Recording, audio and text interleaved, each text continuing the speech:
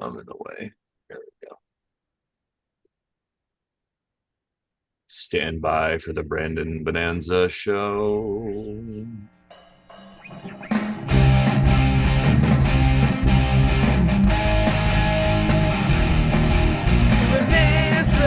Bonanza, we're hanging out. It's the Brandon Bonanza show. Bonanza, we're hanging out on the Brandon Bonanza show.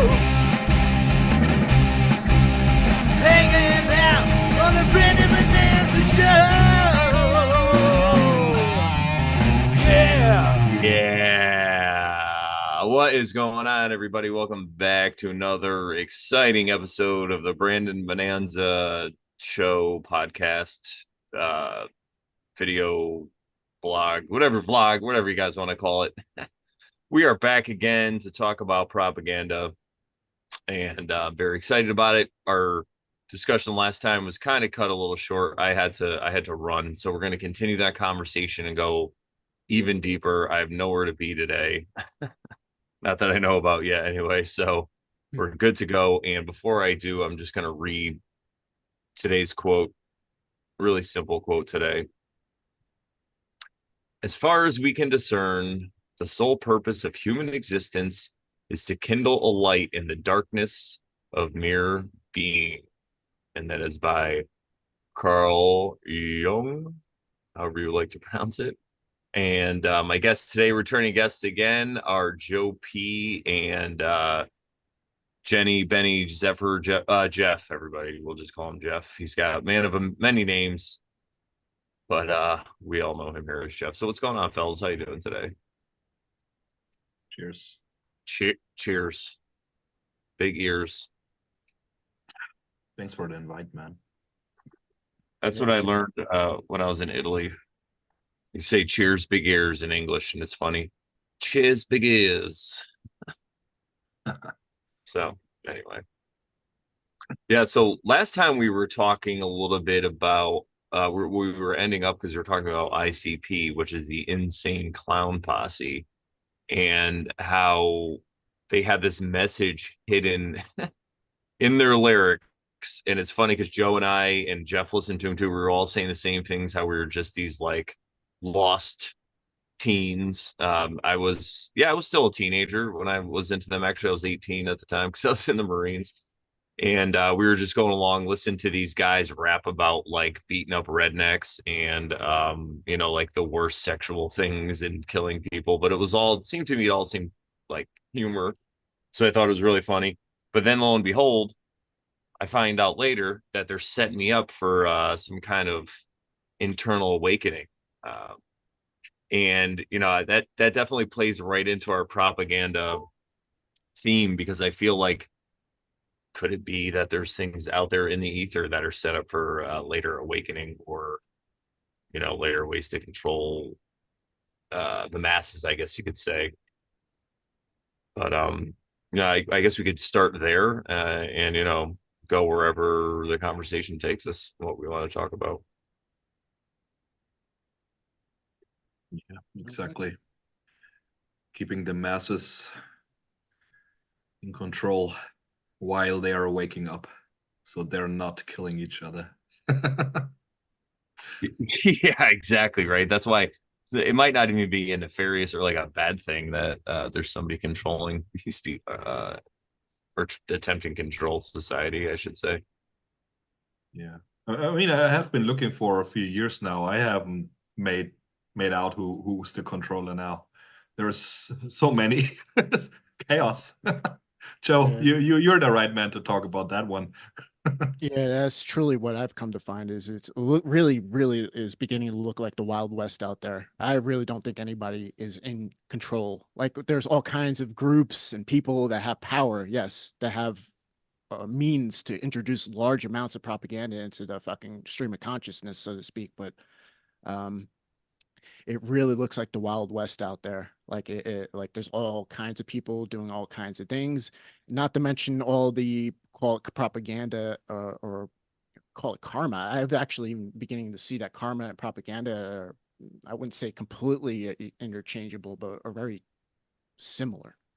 And there's things that have been going on for eons that make up, I don't even know what to call it, sort of a foundation in our consciousness, a foundation of how everything is playing out. So and over time, all kinds of people and groups have added on to that and have played upon what's already in motion.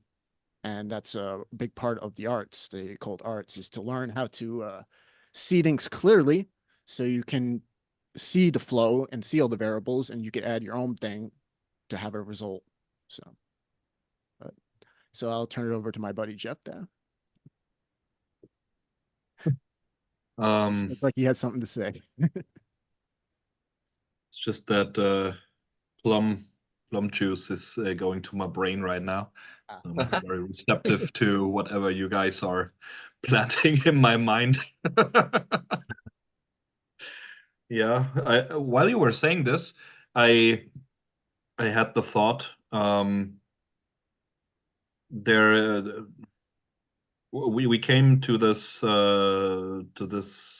topic, or we got deeper into the topic of the like some spiritual propaganda or so with mind control, whatever, through this Catholic seminar and religion, and I guess I'm a bit guilty of of leading the way, and I into that topic, and I just thought like, is this the same as the propaganda that people understand it to be? When we think about yeah Edward Bernays and so, then I guess it's a lot about selling stuff to people and getting them, I don't know, to consume, being consumers and all. And is that the real propaganda, or are we changing the meaning into something spiritual, or is there would be some kind of question that I would like to ask, like really, is the propaganda some capitalist tool, or is it deeper than that, or because I found it very interesting that karma and propaganda, that you, Joe, make it such a that you see some interchangeable characteristics. no. It's very intriguing, man. Yeah, Like, I would say I wouldn't say they're completely interchangeable, but very close. Really, really close if you really think about it. Just propaganda is just like, still putting into the astral, the mental sphere, or whatever you want to call it. But that is what is giving the programming to set everything in motion, which we call the karma. Like that is being set in Ooh, motion. So they're kind of tied in. Maybe not they're completely interchangeable, but you mhm. kind of see what I'm saying, right? So Yeah. yeah. Could you elaborate a bit more? It's kind of ringing a bell. Could you? Mm, I don't know how exactly I could elaborate further to that thought.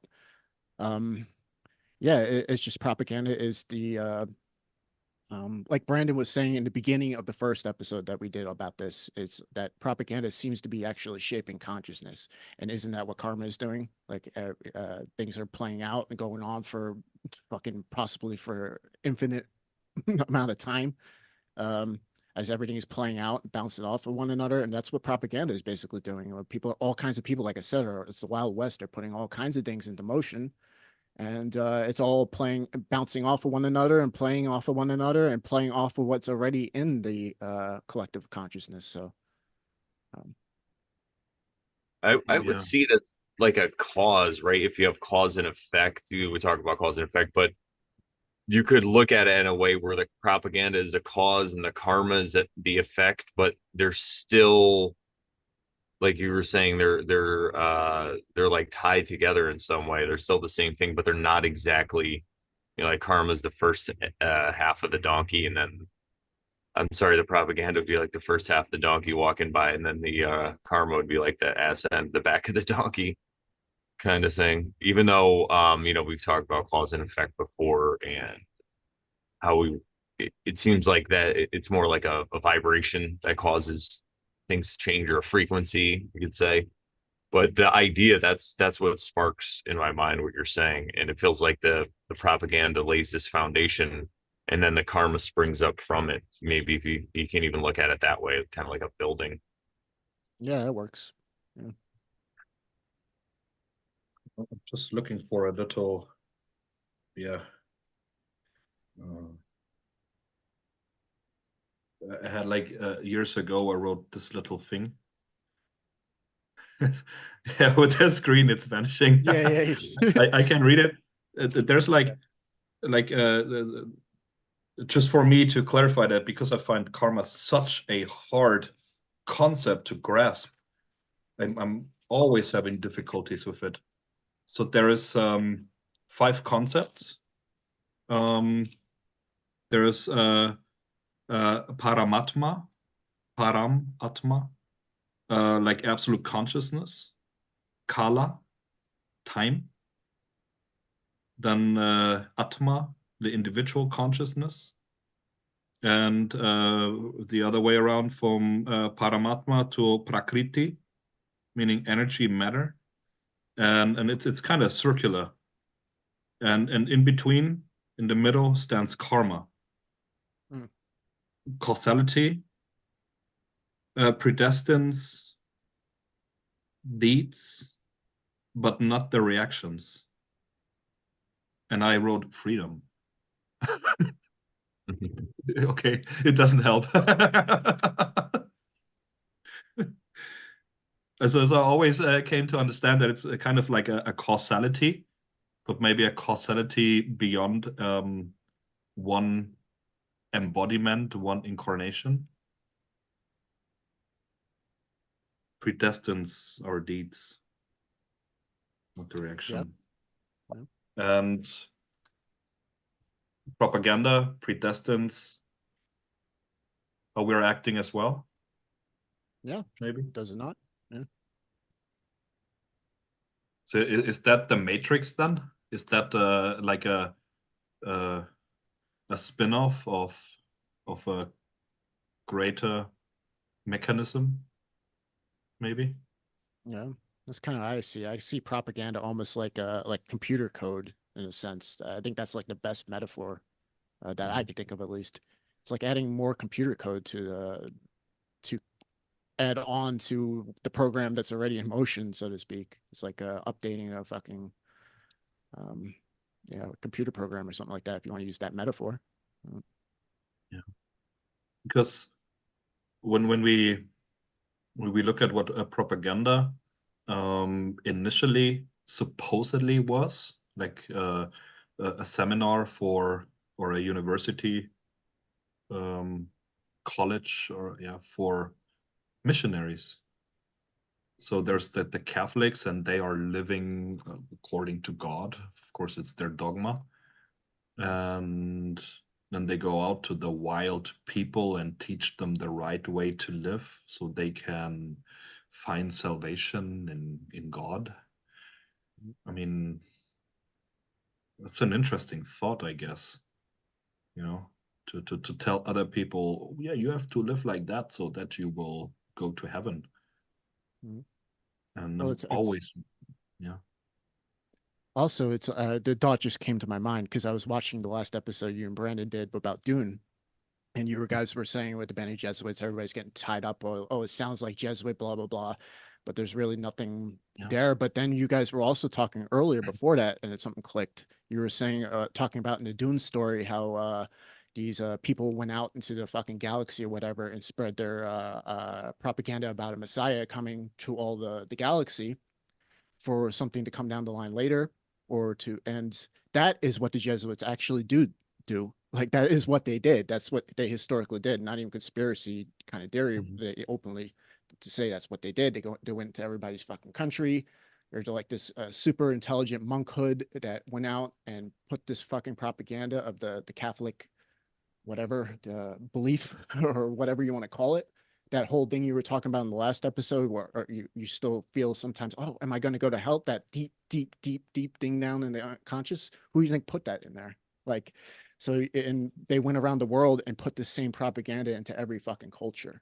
So there's like that is something that is literally gluing the whole world together, thanks to the Jesuits. And I'm not saying the Jesuits run the world. Like I was saying, it looks like the Wild West, but that is something they did contribute to. Like, and they're the ones that have put that underlying belief into everybody's consciousness. So there are that is a big part of this world. So Would that doctrine that the Jesuits were propagating, would that kind of end a karmic cycle for people living a Christian lifestyle? Would that be redeeming people to not be reborn or something like that? If karma is an actual thing, I mean, I mean, I've heard that before. I couldn't answer that, but it's yeah, possible.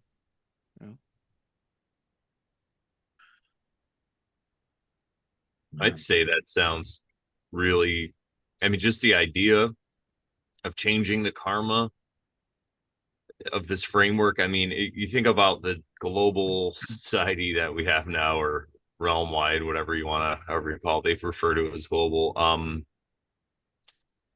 We're all basically connected, right? Everybody in this realm on this on Earth, we'll just say, is all connected somehow. Most people, anyway. And obviously, really, the biggest one I think is the news. But think about even before the Jesuits went out, they might have laid that groundwork for the whole quote unquote global society that we have now, you know? Exactly. That's the point I'm making, B. Like, I really think they made the foundation, like that everybody is playing off of. All these propagandists from ICP to fucking the Yeah. CIA are all fucking playing off of this, but it's been put into motion by the Jesuits the last 600 years or whatever the fuck it's been. So, and every country has known this. The Jesuits were kicked out of every fucking country at some point, except Bavaria and Ireland. Those have always been their strongholds.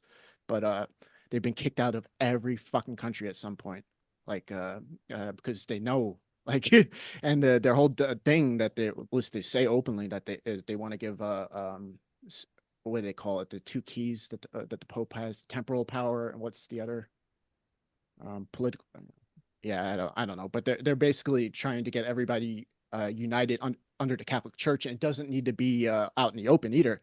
You just program it into the unconscious, like, and it does more than it ever would if it was forced upon people and openly made them Catholic. It doesn't. They don't give a shit if you're Catholic or not. Like that's one thing from I have seen from Jesuits. Yeah, they're Catholic, but they're like most of them are pretty fucking like atheist if you actually talk to them. Like even though they're Catholic and they're educated and they have allegiance to the church and blah blah blah. Like no, they're like um to me they come off fucking pretty atheistic to me. Like in their views. I don't know. You said you met one before. Did you have that same experience? Yeah, that reminds me of something when I studied at university philosophy. It was a Catholic university, and one of the professors he was the son of a missionary couple. So from Latin America, and he was very smart, well versed on the Greek philosophers, and had a laid back approach to life. I mean, he knew all the good TV shows, and also, so he really, I think he really he learned so much that at one point he's like, man, I'd rather watch TV.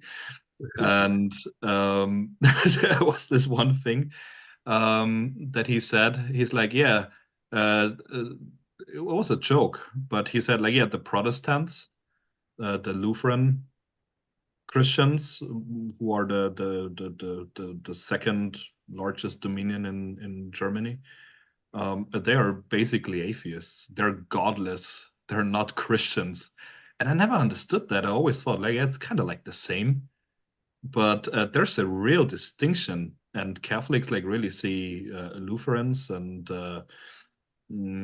Protestants as godless and outside of the dogma, and really not included. And it's not exactly picking up what you said, but that was really intriguing with the atheism part. Because if we think of that, I mean, the Catholic Church is kind of like an enigma to me. It's really, I mean, and that same professor at a Catholic university, being the son of missionaries, he said like, yeah, I mean, for the Catholic faith, we wouldn't need the Bible. There's nothing in the Bible. Like if the Bible wouldn't exist, the Catholic faith would be the same. And I found that so interesting. Like, what? What is he saying? Really? And that I don't know. It's so weird, you know. This is um I'm really at a loss with that, and where the Jesuits play. And I mean, they what are they? The Army of Christ? That's what they say. Yeah, something like that. The Pope's army, so to speak. Or I forgot the exact terminology, but yeah, Yeah. yeah. But except in Bavaria and in Ireland. Why?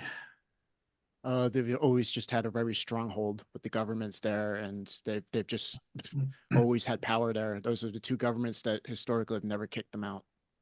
And if you go around Bavaria, like if you march around the Alps or go any of these little villages and you see these shrines, they always have the fucking Jesuit, uh, what do they call it, IHS or whatever the fuck symbol.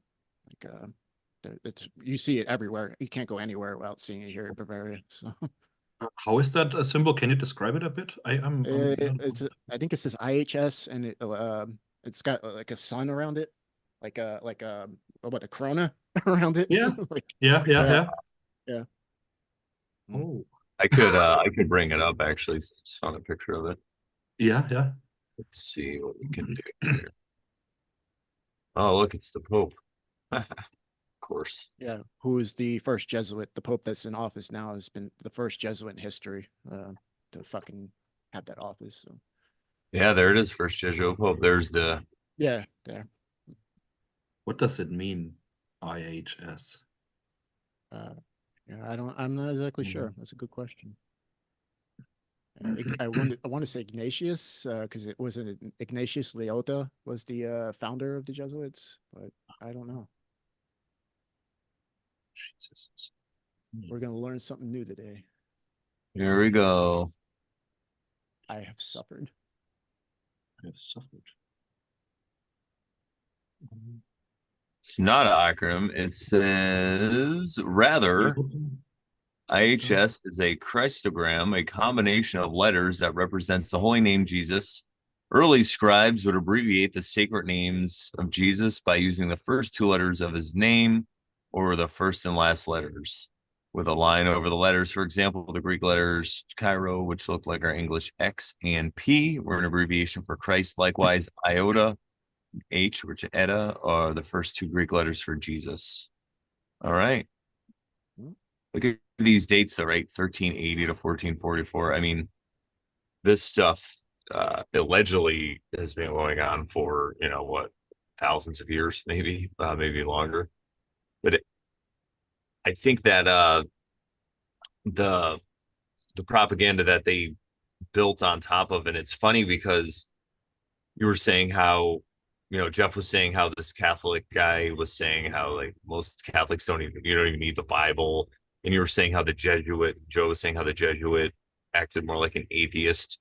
That kind of really reminds me of like materialism. It's just kind of getting somebody tricked into thinking that there isn't any magic in this universe and that we're all just maybe a mistake or just the simple thought of like the material is more important than the spiritual. I think that's where they put that switch. And maybe the Jesuits and even like the Romans were able to do it through idolatry. They were able to get people to worship Christ instead of real spiritualism. And that's kind of like the materialism that they were spreading and then just grew into what we see today. I think it was basically what they laid down was just the mind control to keep people in order. Um, Following, I would assume like the Catholic kind of doctrine. I do know a little bit about the history. You know, back when I was really into conspiracy theories, I went through a phase where I thought the Jesuits controlled everything. So I looked really like into it and like read history books and all kinds of things. I guess they started in Spain, allegedly. I want to say the 1400s or the 1500s, allegedly, and they came from another secret society that was in Spain called the basically called the Illuminati, but whatever, however you say that in Spanish, I forgot what they called it. But and then they got sanctioned by the Catholic Church at some point after I think their founder got hit with a cannonball or some shit, like he was in a war or something. And he, while he recovered, he claimed he had a vision of Christ and blah blah blah, and he made that organization into a the Jesuits. They became sanctioned by the church, but right from the beginning, they kept getting in trouble with the church because, like I said, they kept getting kicked out of fucking countries. I think there was even a period of time around the time that, like, the United States was founded and all that time, like in the 1700s, where they were even excommunicated from the fucking church. Even the church said, "Fuck these guys," like, and somehow they weaseled their way back in.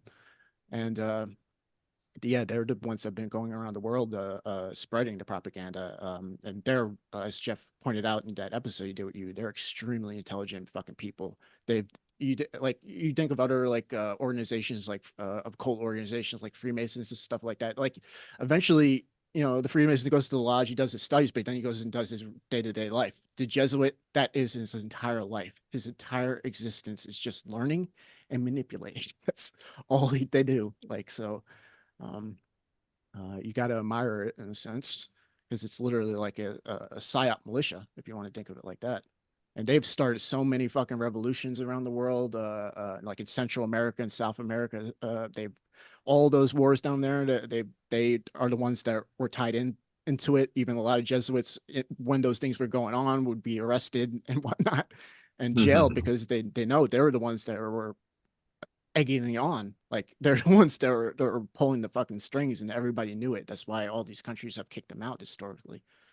And yeah, it sounds just like that. What you guys were talking about with the Dune, with them going around the galaxy, it sounds 100% the same. Like I think that's what Frank Herbert was probably getting on about when he was talking about that.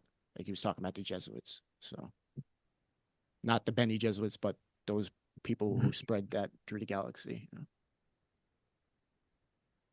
Yeah, and I'm just gonna throw in real quick. It sounds to me like a good cop, bad cop relationship between the Catholic Church and the Jesuits. Kind of like they're a scapegoat for a lot of times.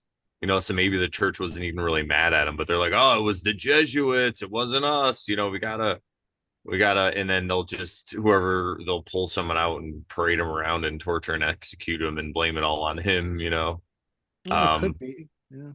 Yeah. I mean, maybe some point some of the Jesuits kind of lost the ID card in an explosion or something, so yeah, that the too. church could blame it on them. Yeah, yeah, exactly. There's another fire downtown, and it looks like the Jesuits were responsible again. Yeah, it was an old lady. She saw him, the Jesuits, on the way. Yeah, yeah. Oh man, yeah. But then when there's like these, when it's like a psyop or super smart control militia, is there even a way or to distinguish that? I mean, it probably branches off, and or is it that we uh, there's this I don't know how it's in English. Like we recognize them by what they reap or something like that, or by the fruits you shall recognize, or Yeah, pretty much by their fruits. You shall know them by their fruits. Mhm. Yeah. But is this the core of propaganda?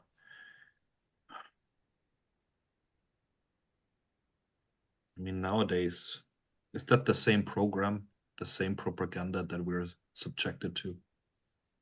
Could we maybe, I don't know, do we see parallels or so? I'm really not versed on that. How was it before? How is it now? I mean, it seems to be total war every time there's another war here or there. everything connected. So it's like a world war going on, Cold World War, but don't know when it started. It's really, look at the situation nowadays. This, all these different blocks of power, and it's always merging a bit. It's pretty liquid on the borders, you know. And somehow, you know, every time there's a new information, it changes uh, the whole. It's kind of overwhelming, you know. And every time it's like, this is the bad guy, that the bad guy. I mean, in Germany, we see it very pronounced. We are very clear here who's the bad guy, who's the good guy. Yeah, but even I would think even this good bad kind of thing that's been put into people's consciousness. I mean, to a degree, I think it does come from the animal part of us, but that I would even say that's what we're just discussing. I think that's what one big thing that the Jesuits did put into everybody was this like um this polarization in a sense of good and evil. Uh, they laid a lot of foundation that I could see going on, playing out.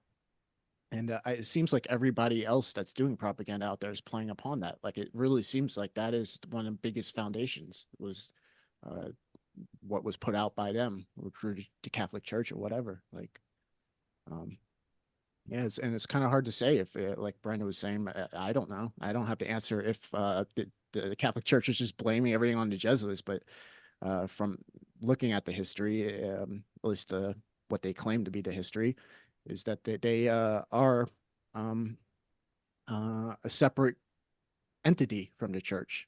They're just sanctioned by the church because we're Catholic.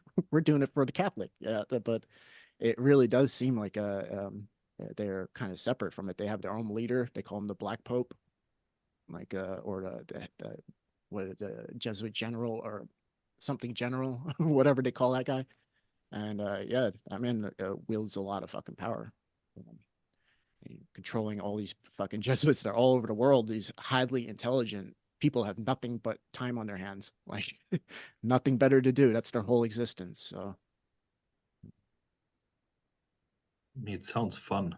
I mean, it's dark, but somehow learning all day and then just capitalizing on that. I mean, yeah, not that I want to do that. I mean, I'm not capable of that, but um, Yeah, it sounds that's like really, a Bad Kiss song, like, I want to study books all day and control people every night. You know, like I yeah. I like what you said there, Joe, because it really that good and evil thing reminds me again of the idolatry with the pit and the pedestal mentality. Like Jesus Christ is the man we must put on the pedestal, and everyone else is evil, and we put them in the pit. And you have that good and evil where I think a lot of these indigenous cultures, that might even have been left over from some kind of reset. They could have just been doing their thing, doing pretty well. And a lot of these missionaries come in and teach them that good word of Jesus and the good word of God and why Jesus is so good and everything else is so evil and bad.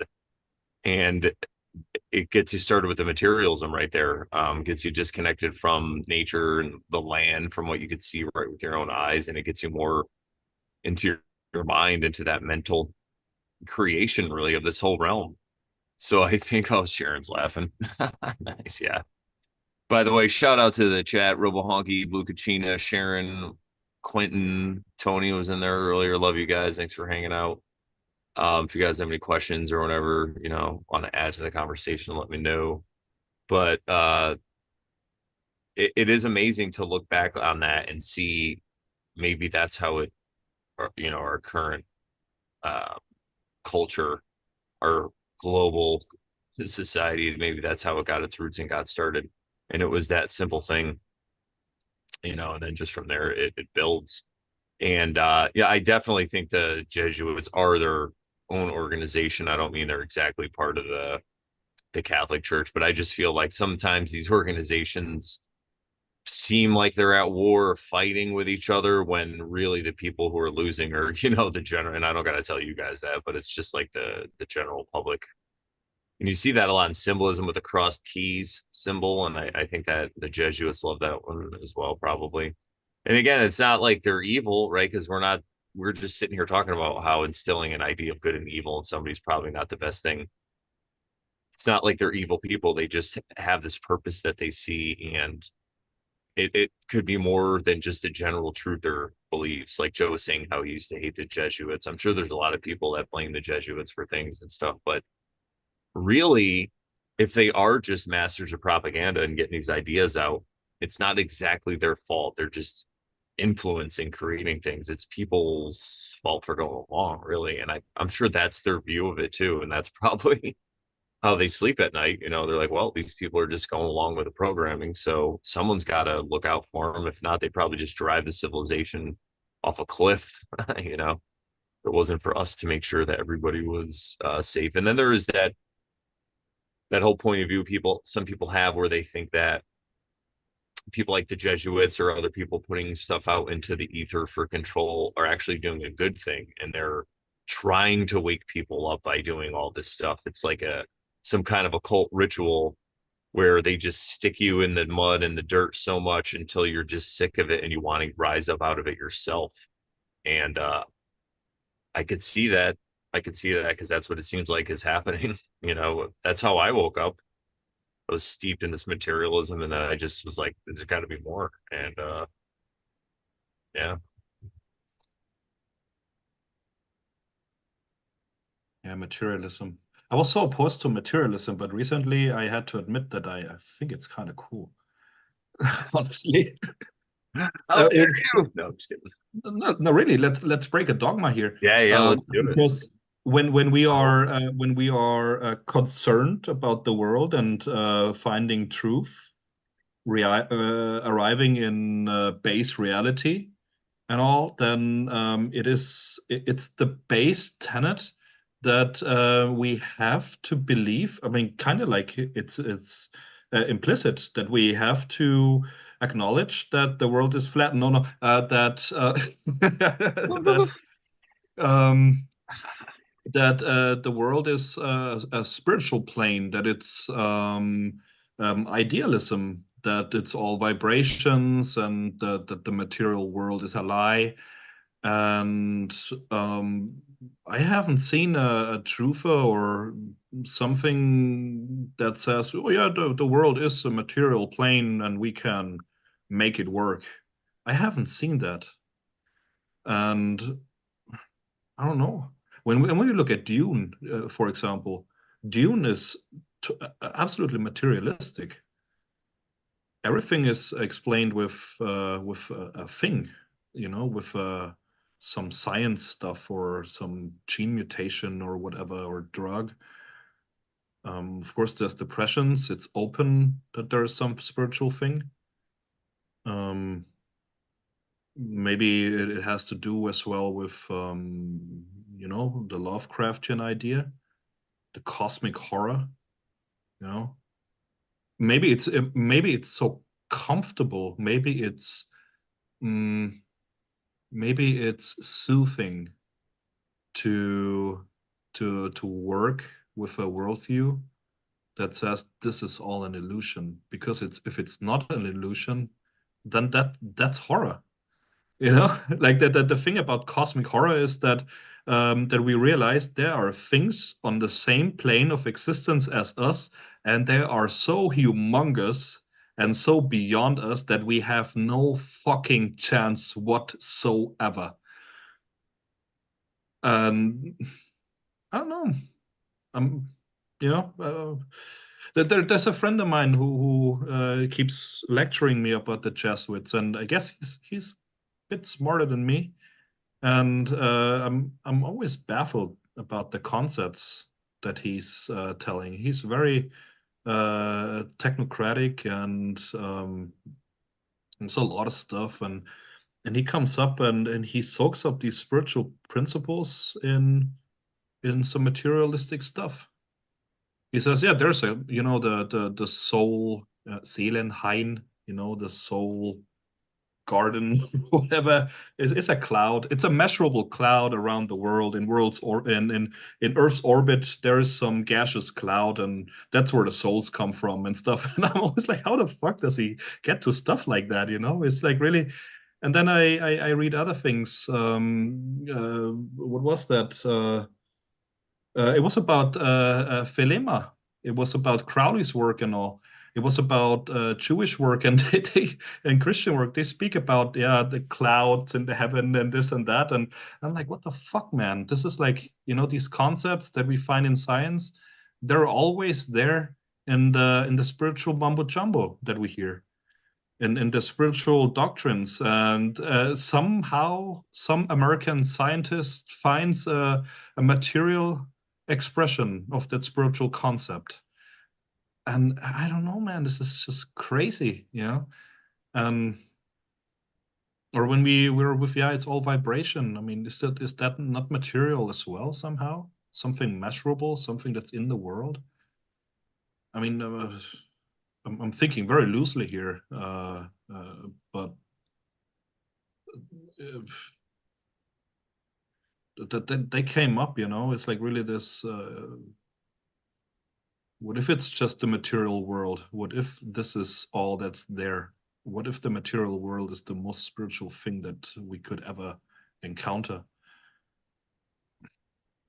Yeah, I think that's where the slippery slope is, because people want to deny reality and they want to deny what's going on in front of them and say it's all an illusion and a dream. I love that you said that, because I feel like that's not the answer either. That's kind of more a new age thing. I think it's more to accept it, right? And then to be okay with it. Things is how they are, and that kind of stuff is a better way through, kind of like the prodigal son story where he had to go out on his own and live that whole material life. But yeah, no, those are definitely some concepts, and that's the whole reason why this stuff is hard to debate about, right? Because so many concepts bump up against so many other concepts, and there's things that you actually can't prove, or you can only just have an inner knowing of things like that. Yeah. What's up, Quiet Sparky Bear? QSB in the house, Robo Honky. Quinn said something I like. He's like, you have to be okay with not having the answers. You have to be Yeah, okay with like accepting a mystery, as I always say. I think that's that's really right. important. That's Really, really wise, important. man. That's wise. Yeah. Peace of mind, huh? 100%. He made the song for me too in the beginning. Shout out to Quentin Farrell. I like that song, man. Yeah, yeah. Go check out his music, everybody. Could find him. I have the links. Find me if you can't find his stuff. But they're in my episodes that I had with him. But yeah, and then what everything we said, when you bring it back into this whole idea of propaganda and this lens of like propaganda, maybe obviously we can't really prove the unseen or the spiritual, but we could just point to what we see in the world, and how just these simple concepts, like the ones we talk about just when you're trying to sell something, like the Edward Bernays ideas, these concepts you can get like in fashion when you get fads going. you know, it really blows my mind to go out every once in a while and see that people are dressing differently. It's like, oh, bell bottoms are coming back again. Like, how many times are bell bottoms going to come back in my life? Um, yeah, but to think about how it's all connected to everything is just really mind blowing. And I think that's like, it goes back to what I was saying before, where you accept it, where you don't have a hate for it, right? If you don't hate the world, or you hate what you see that's going on out there, I feel like that's just another trap to get caught in. It's another energy trap. Mm. Or is that whole materialism thing? Maybe that's the propaganda. I don't Elaborate. know. I mean, I do have, as Brandon, as you said, um, I do have experiences and kind of like an inner knowing that the world is not fixed matter. Mm. I would say it's provable. And I would also add that if you're trying to make everything materialistic, like the cloud around the earth, which I don't fucking know, maybe it's true, but like it seems like it's like you lack in any kind of actual experience with something beyond the physical, so you have to look for the physical to prove your spiritual belief because you don't have any proof. You're kind of like wandering into darkness. You're like, well, I feel maybe internally this might be true, but I don't know. But to me, I've had enough experiences that proves that there's something beyond the physical, like astral projection. How the fuck does that work? You know, or that transcendental experience. How the fuck does that work if the material, if it's all material, or like even just doing like a deep meditation, you can see that all this is arising out of like I wouldn't say like an emptiness, but like an essence of such. And that's what I was describing. Like if you strip everything away, you see that the everything's coming out of that love, call it energy, whatever. The source, as the New Agers say it. Um, it's there. You can prove that there's something like because there's no explanation from the physical perspective, none at all. You can't say, "Oh, it's just your brain." It's like, okay, then how the fuck did it become non-local? Like it's like that makes no sense to me. So it's I think it can be proven, but I think if it hasn't been proven, but you kind of have like an intuition that it might be true, then your mind is ingenious. What the thinker thinks the prover proves. So you might be just seeking out to try to make it more physical, so that he has proof, so it validates the belief. But that's it's kind of understandable. If you think about it, like um, Yeah. anyway, yeah. Yeah, that's the thing, man. Maybe that's yeah. Are we already? I mean, what are we doing now? Are we already considering how to depropagandize ourselves? How to find the way out or so? Is that what we're Yeah. doing right now? Yeah, that's kind of how I see the whole idea of like letting go of the spiritual practice of just letting, not trying resisting something, but just letting it go. Like if an emotion arises or thought, whatever, you just kind of let it go and let it go, let it go. Like eventually you are kind of dissolving those polarities because basically propaganda is mostly polarity. That's the most important principle in all of propaganda is polarity.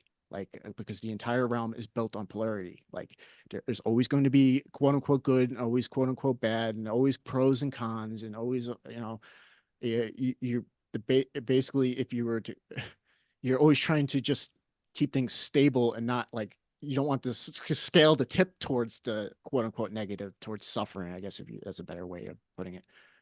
That karma that leads to more suffering, so to speak. That's what I mean by quote unquote bad. But Mhm. so you're always trying to, in a sense, balance the equation. And even if you do like a rise in consciousness, you start stripping away this propaganda. You're getting close to the source. You're getting closer to your true self or whatever. You're beginning to build a self propaganda. I still don't know what the word if you're doing it to yourself because propaganda just doesn't do it for me. But um, Well, if you but could NLP, yeah, right? self-deceive, you could self-deceive. I mean, you might be able to self-propagandize, right? yeah, yeah, I guess. But Is that you're NLP? NL. Well, no, Would NLP that is just qualify? in what sense? Like self-propagandizing, Well, yeah, neuro-linguistic it, it, propagandizing. yeah. I mean, that's one way. There's many ways, but yeah, that's one way that they've called neurolinguistic programming is, which is just playing off of the propaganda that's already there. That's Yeah. all you're doing. You're bringing up certain fucking things that are already in the unconscious that are already been programmed. Mhm. That's the whole thing. Like if you're, I would recommend anybody go listen to Darren Brown or watch some of his videos. I know, yeah, he got a mainstream fucking TV show in England or whatever at some point, but he actually is showing you in real time how this stuff works. He's literally a magician showing the secret. It's just a magician with a K showing the secret, so to speak. I recommended a couple of videos to you guys in the group. I don't know if you checked them out, but there's tons of his videos on YouTube. And one thing you notice that okay, he does these things, but it doesn't always work. Like for instance, he did this thing where he put subliminal messaging in a mall for like a half hour, just playing in the background nonstop, programming them subliminally. And then eventually, after a half hour passed, he gets up there, he gets on a microphone and gives the command for the propaganda he put in them through the subliminals to raise your hand. And then if you really pay attention when he said or whatever the trigger was to get them to raise their hand, about a third of them did it, and then there's another third that kind of like just did it because everybody else was doing it. You could see they kind of looked around like, oh, I want to participate, and then the other third didn't. And so there's always that third like that can get propagandized because they don't have that programming in there. So it's this goes on. We're talking about propaganda universally. You always have to consider that it's not always going to work. It depends on what's already in there. The computer program's already written, so to speak. You can't like you have to follow what's already kind of been written to add on to it, so to speak. And neurolinguistic programming is one of those methods. We just called it sorcery back in the day. Now they call it neurolinguistic programming, um, but it's one of the biggest ways people propagandize people in this world. It's very important, in my opinion, to like to figure out because there's all kinds of people, and I like. Did you guys watch that Charles Manson video I sent you guys? Do you know he was neurolinguistically programming everybody the entire fucking time? Yeah. If That's you why I watch Darren, didn't like to watch his yeah, videos. It's yeah, really, yeah, it's like this acid feeling. It's like yeah, a, yeah, you know how Stephen King in The Dark Tower bit described the Finney, where mm, world just ends in a silverish, very screechy thing that draws you, and that's how Manson's presence through the video feels to me. yes, It's like silver acid. yeah, It's disgusting. It's really yeah, disgusting, and it's putting me on edge and yeah, making me want to be violent against him. yep, yep. It makes He's me want to violate him when he talks, like really badly. It's, but also I love him. He's so wonderful. It's really this is he's a he's such master a black likable magician. guy. If we He's a could only fix him. Yeah, this tiny little fucking guy. Okay. My opinion from looking at this, like, he did program those people. Like, he did. But what if you're a prosecutor, right? How do you fucking prove that? Like, you know this. Mhm. They brought him on trial and said actually ran the trial like that. But anyway, I don't want to digress on Yeah. Manson. But the point being is he's Yeah. neurolinguistically programming the whole time, and plus the things he actually says straight out shows me that yes, he really could have did what they said he did, and he probably Yeah. did. He was a pimp. He basically programmed those fucking girls, and yeah, and he's doing it the whole time during his interviews. So I should. The next video is like I showed you guys was Darren Brown, right?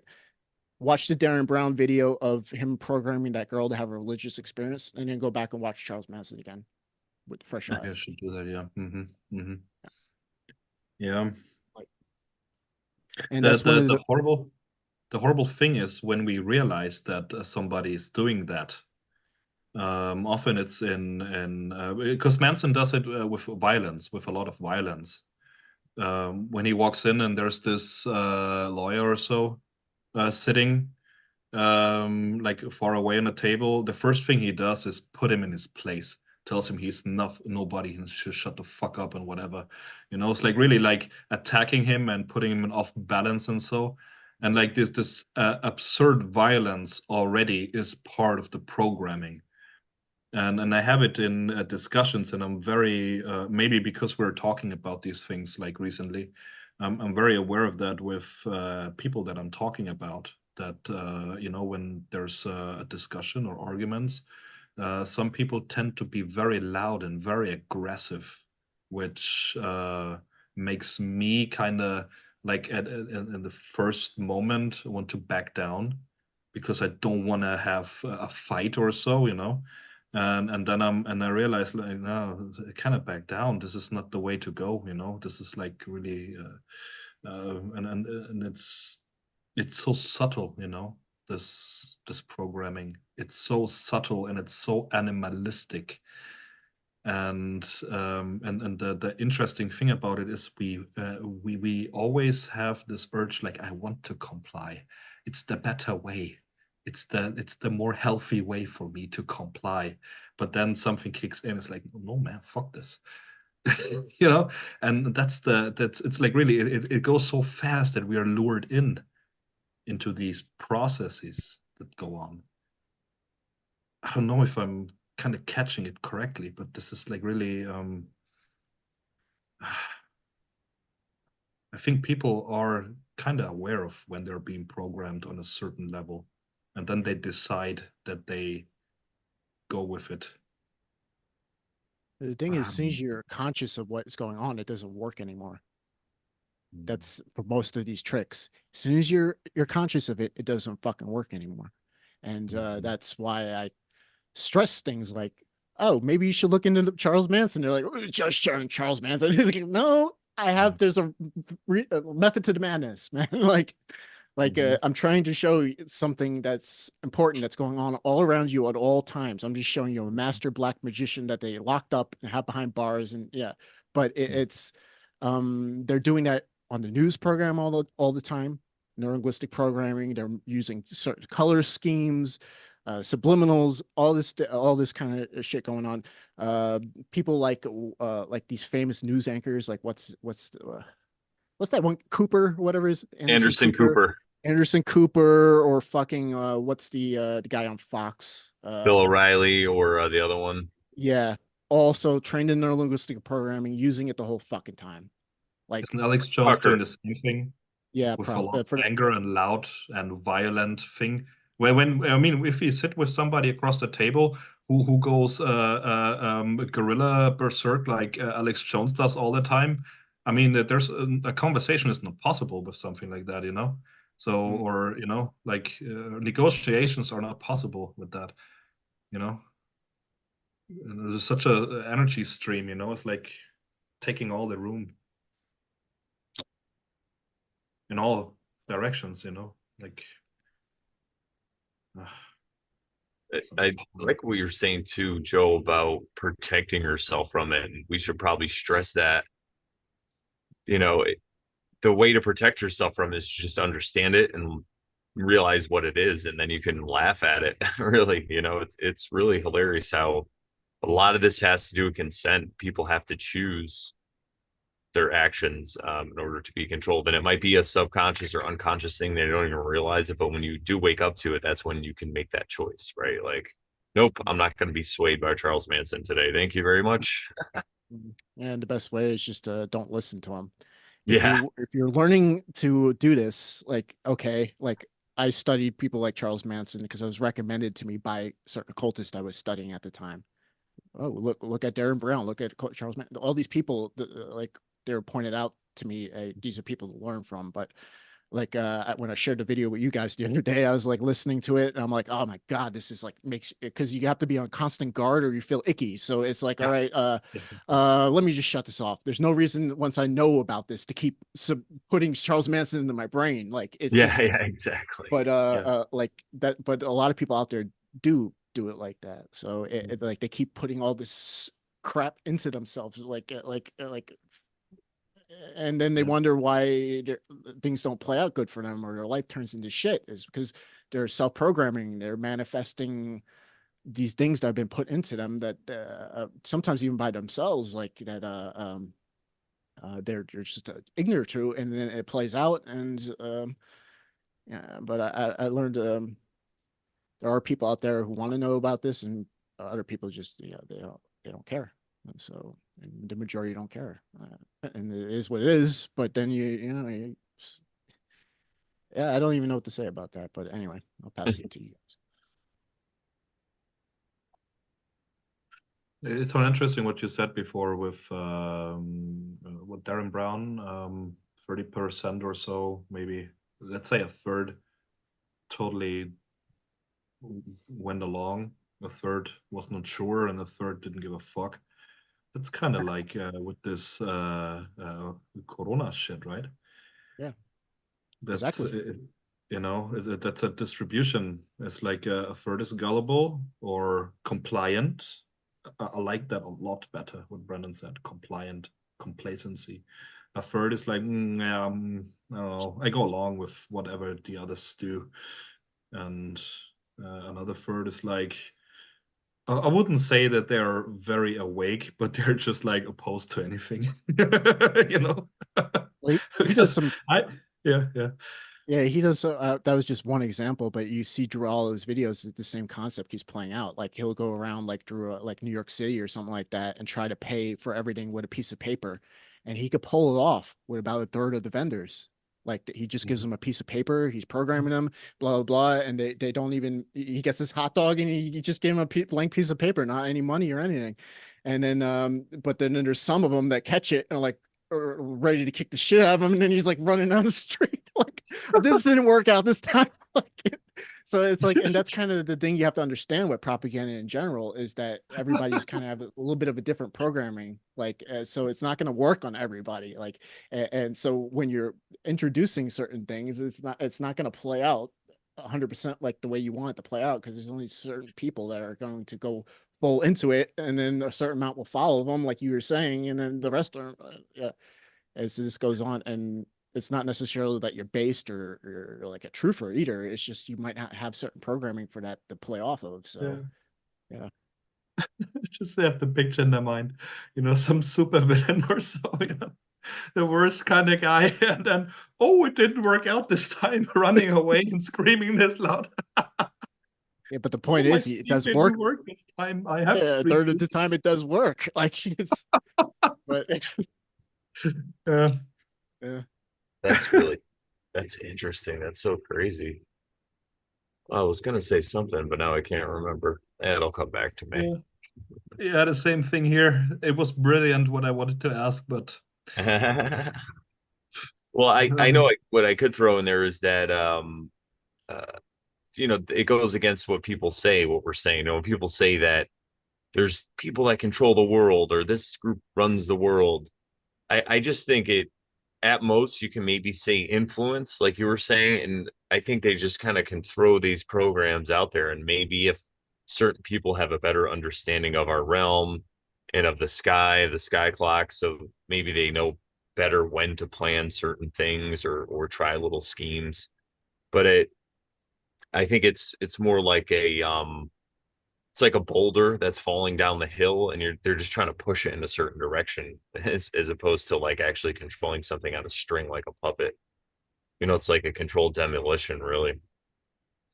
oh yeah, you're brilliant, Brandon. Now it got Thank back to you. me. Um, no, really, it's this thing. What's the tenets of dilemma? It's every man and every woman is a star. If you interfere, you will have to pay for it. If you do something good or bad to a person, even if it's something good, you will have to be aware of the retaliation. But if I am standing there, not touching, hands off, and I'm and screaming out of my mind and triggering, and then the other person is complacent, that that that's the workaround. Because I'm not touching the other person. I'm just the mad person. I'm just the madman, the babbling, and the other people are like, oh, that's convincing. I'm gonna give him a hot dog, And I think that's the crazy thing about that. It's just babbling people, but it's so dangerous. It's like the piper who lures the rats and then the children because he's not getting paid.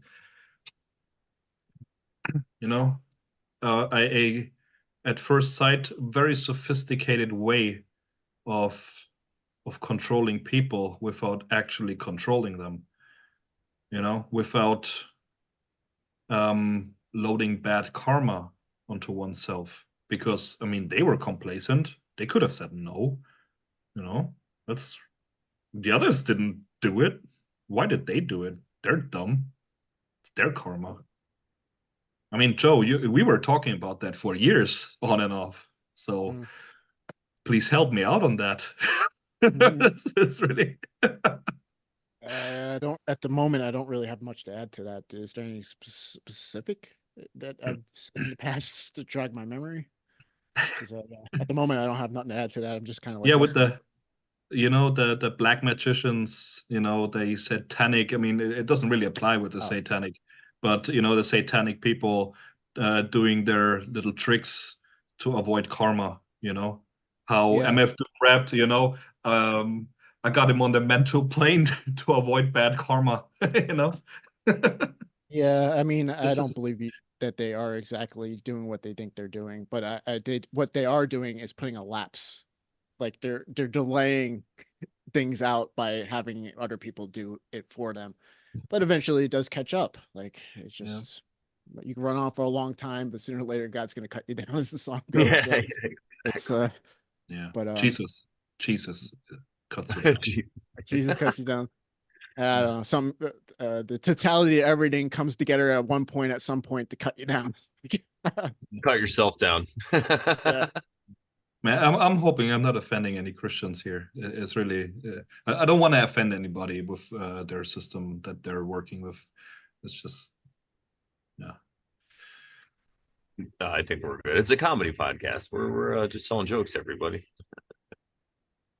true. That's our workaround. Uh, Our karmic YouTube workaround. We're just joking. yeah, that's why I'm dressed like a judge today, the black robe. Perfect. Speaking of propaganda, right? The black robes and the white Yeah. robes. I've seen that. I don't know if it's for real, but I like it. For me, it's real. I decided it's real. It's that the lawyers and so back then, kind of the Middle Ages or so, that they were fucking over people with twisting the law so much that they were forced to wear black robes so that everybody would know it's a fucking lawyer.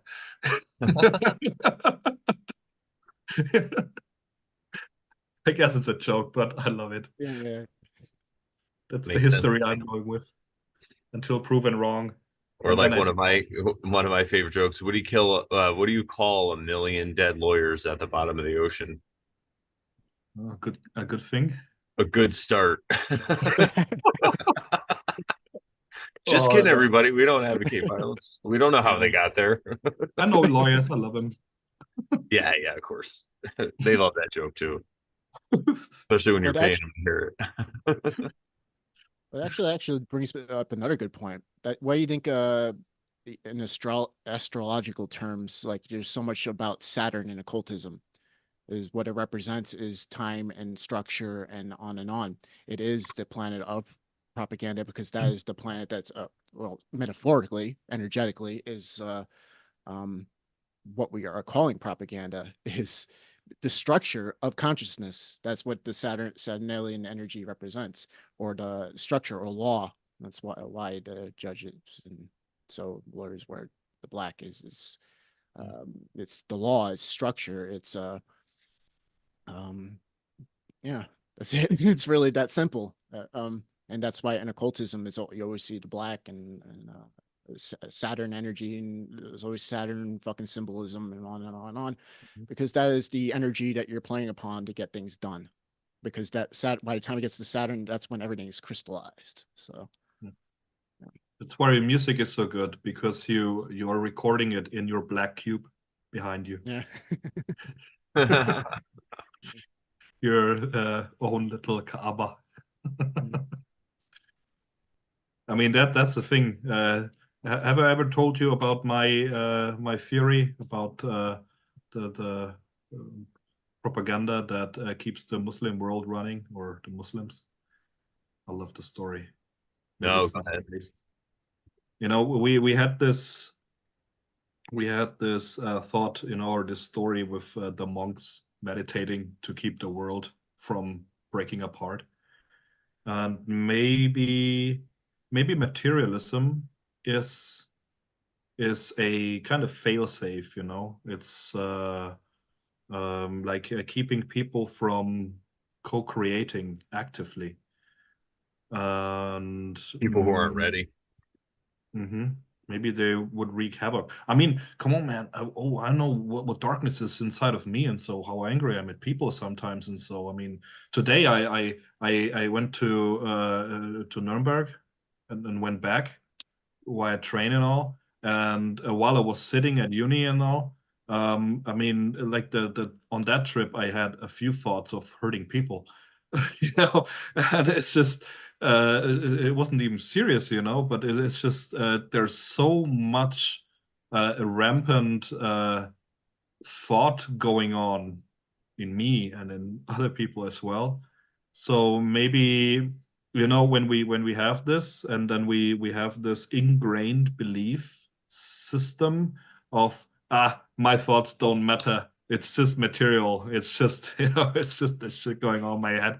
It doesn't do anything, you know.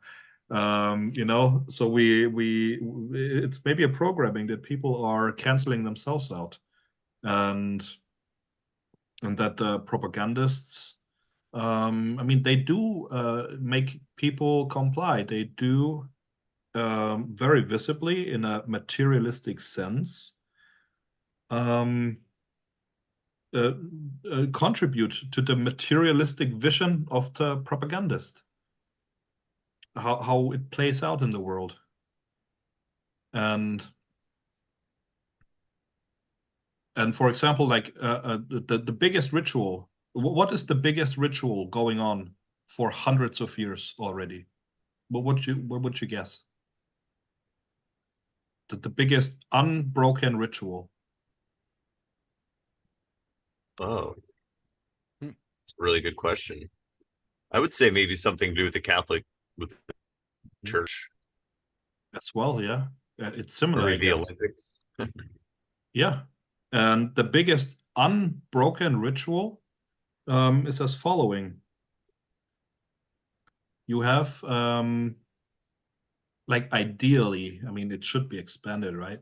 Um, in that worldview, ideally, at every moment or certain intervals, people are certain people are turning to a certain black cube and worshiping that black cube and giving their energy to it. And you know, the Muslim prayer. And I mean, I learned the Muslim prayer, and they are, I mean, it's a beautiful prayer as well. There are such beautiful things in there, and a big part of it is, bless Muhammad, you know, bless um, bless the family and the followers of Muhammad, um, the other Muslims. There's different ways to read it, and it's like giving energy into that, and kind of like, you know, making their what they need, making their wishes true. And then you, as a Muslim, you do dua as well. So you take out that energy. So you give energy every day, at least 5 times a day, supposed to give energy to the black cube, and then you take it out. And man, when I was a practicing Muslim, that shit worked, man. That worked. That was strong magic, really strong magic. It's not to be underestimated. And the interesting thing is, um, when I researched about masonry, there are these um, different things, you know, like the stone. I mean, everybody can look it up, right? It's like the ashlar. You know, you work on it, and then it's first it's rough, and then you work on it, and then it's cubic, and then it's really fine, and then there is I don't know if it's like black masons. There's like some Muslim masons in the States, not the Shriners, some black Muslim masons. And I guess they have like something like the black stone, the black cube being perfect. And that gave me a thought. It's like, really, you have like this black cube, and the black cube is is the world. It's the material world, the perfected material world. But what does a mason, like, it's an operative mason. It's not an actual stone mason. What do they work with? With the mind. They work with their mind, and this is what Muslims do as well. And when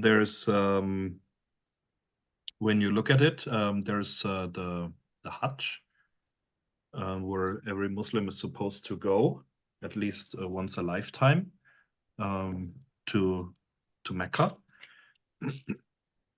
and circumvent the stone, or like the black stone there in the corner, and circumvent the Kaaba. And the interesting thing is that at least all the men, the women not, the women are dressed in black, and all the men are dressed in a white cloth. And the white cloth it's a shroud for a dead person. So a mason, a Muslim that circumvents the Kaaba is simulating to be a dead person, to be a dead man walking. And it's like you have the black stone, the black square, and you have the white circle, which is the spirit circling around it, like all these very devout Muslims following the Islamic law, the ritualistic law, and they are kind of like honing the stone. So it's a big ritual to create an Islamic world and to keep it going. Wow. And that's, I mean, it's beautiful somehow, if you see it that way. You know, it's such a huge presentation of the spirit owning the world, of making the world a place of law. Hmm. I don't know. It's just a That weird is thought, some right? deep shit. That's gonna give me some stuff to think about. And it reminds me of the way that we're born here in the Western world with a birth certificate, and we're technically like a corpse, a corporation. There's a lot of this symbolism with dead men walking, and it fits right into all this propaganda that we're talking about. Because if you are a dead man or woman walking, then you are going to just go along with the propaganda. And I think you're exactly right. You have to overcome that first hurdle, which is to wake up to this, but you have to do it yourself in order to be able to contact the magic. No one's holding you from it. I guess you could raise children. I mean, obviously, you can raise children with better propaganda than we've been raised with. And then maybe they can come into their spiritual right. But again, you have to figure that out yourselves. And, my parents didn't figure it out, but I did get to figure it out. So if I have children, then I could pass that on to them, which is amazing. And I, could pass it on to other people too. But I think, again, like you were saying, it reminds me you can't do anything good or bad for somebody. You could just kind of try to maybe influence them. So even if you do have children, you don't exactly own them, right? You just kind of do the best you can to see that they see what's going on in this world. Because if you push too hard, you could send them in the wrong direction. I mean, I've seen that a million times, right? Yeah. Yeah, it's a delicate thing. It feels more like the children own the parents Yeah, sometimes. exactly. It's a beautiful thing, yeah. Yeah. The anti-propaganda begins at home, where freedom begins as well, right? And how's that there's a word, not common law? No, the law of the commoner. I don't know. I'm not versed on the American judicial system. Um, but yeah, Yeah, what you said though about that, I keep thinking about that, about the Muslim, about the rock, um, Mecca, that rock that they're walking around is really crazy because a lot of other civilizations, I mean, even the Queen of England and the King of England, they get coronated on a stone. There's a stone lot of of, scone. yeah, right. And it goes back to, from what I heard, like people have this I might have talked about it last time, but I can't remember. But talking about the bicameral mind when it came into existence, how the mind split, and before that, people just heard the voice of God internally, and then after that, they attributed it to a rock, to a stone, to magnetism. So I mean, who even knows? Because if everything is consciousness and everything has a consciousness, maybe these stones are the oldest consciousness. I mean, it's hard to say. Maybe they were people who became even giants, if you will, that became um, petrified in some kind of event or something, and they have that, when they grab that, and they have that some kind of contact to the consciousness in there because of it. Who knows if it's a good thing or a bad thing, right? Yeah, isn't that the Space Odyssey, 2001 Space Odyssey? Every time the humanity has a fucking leap, the fucking black stone appears and they Yeah. rub it and it's got a consciousness and it Oh, programs them more or less, and the next thing you know, mhm. they're not vegetarians anymore, they're meat eaters and they're killing each other and blah, blah, blah. They're learning how to, you know, the whole Cain and Abel story, more or less. So, Yeah. yeah. Yeah, we have all these stories, right? And what do they mean? Very Yeah, interesting. it's the black stone, right? Yeah. But we shouldn't talk about too much about black stones because otherwise we will end up talking about black goo and the Falkland Wars and all. I was gonna say Which I can never get enough of the black goo story. Guys, if you have some information, give it to me because it's really exhausted on the World Wide Web. I love that story, man. I want to meet the black goo. I thought like when I go to the Kaaba and I kiss the stone, maybe it changes me. Maybe my mind is changed. And just for knowing that, I would try it. Mm. Is Yeah, I that don't mad? know. yeah, no, you never know. Experientially, that's what this realm is about, Yeah. right? I mean, if somebody has herpes and you know, It's holy herpes though, so you're oh, it's from God. It's fine. It's different. uh, But honey, it's holy herpes. It's from God. You yeah, heard the Immaculate Conception. This is the Immaculate STD. yeah.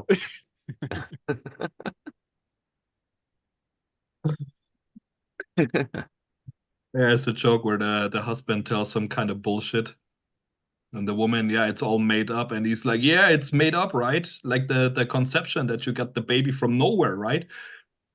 I cannot tell it, even if I remember it. I'm bad at telling jokes, but yeah, it's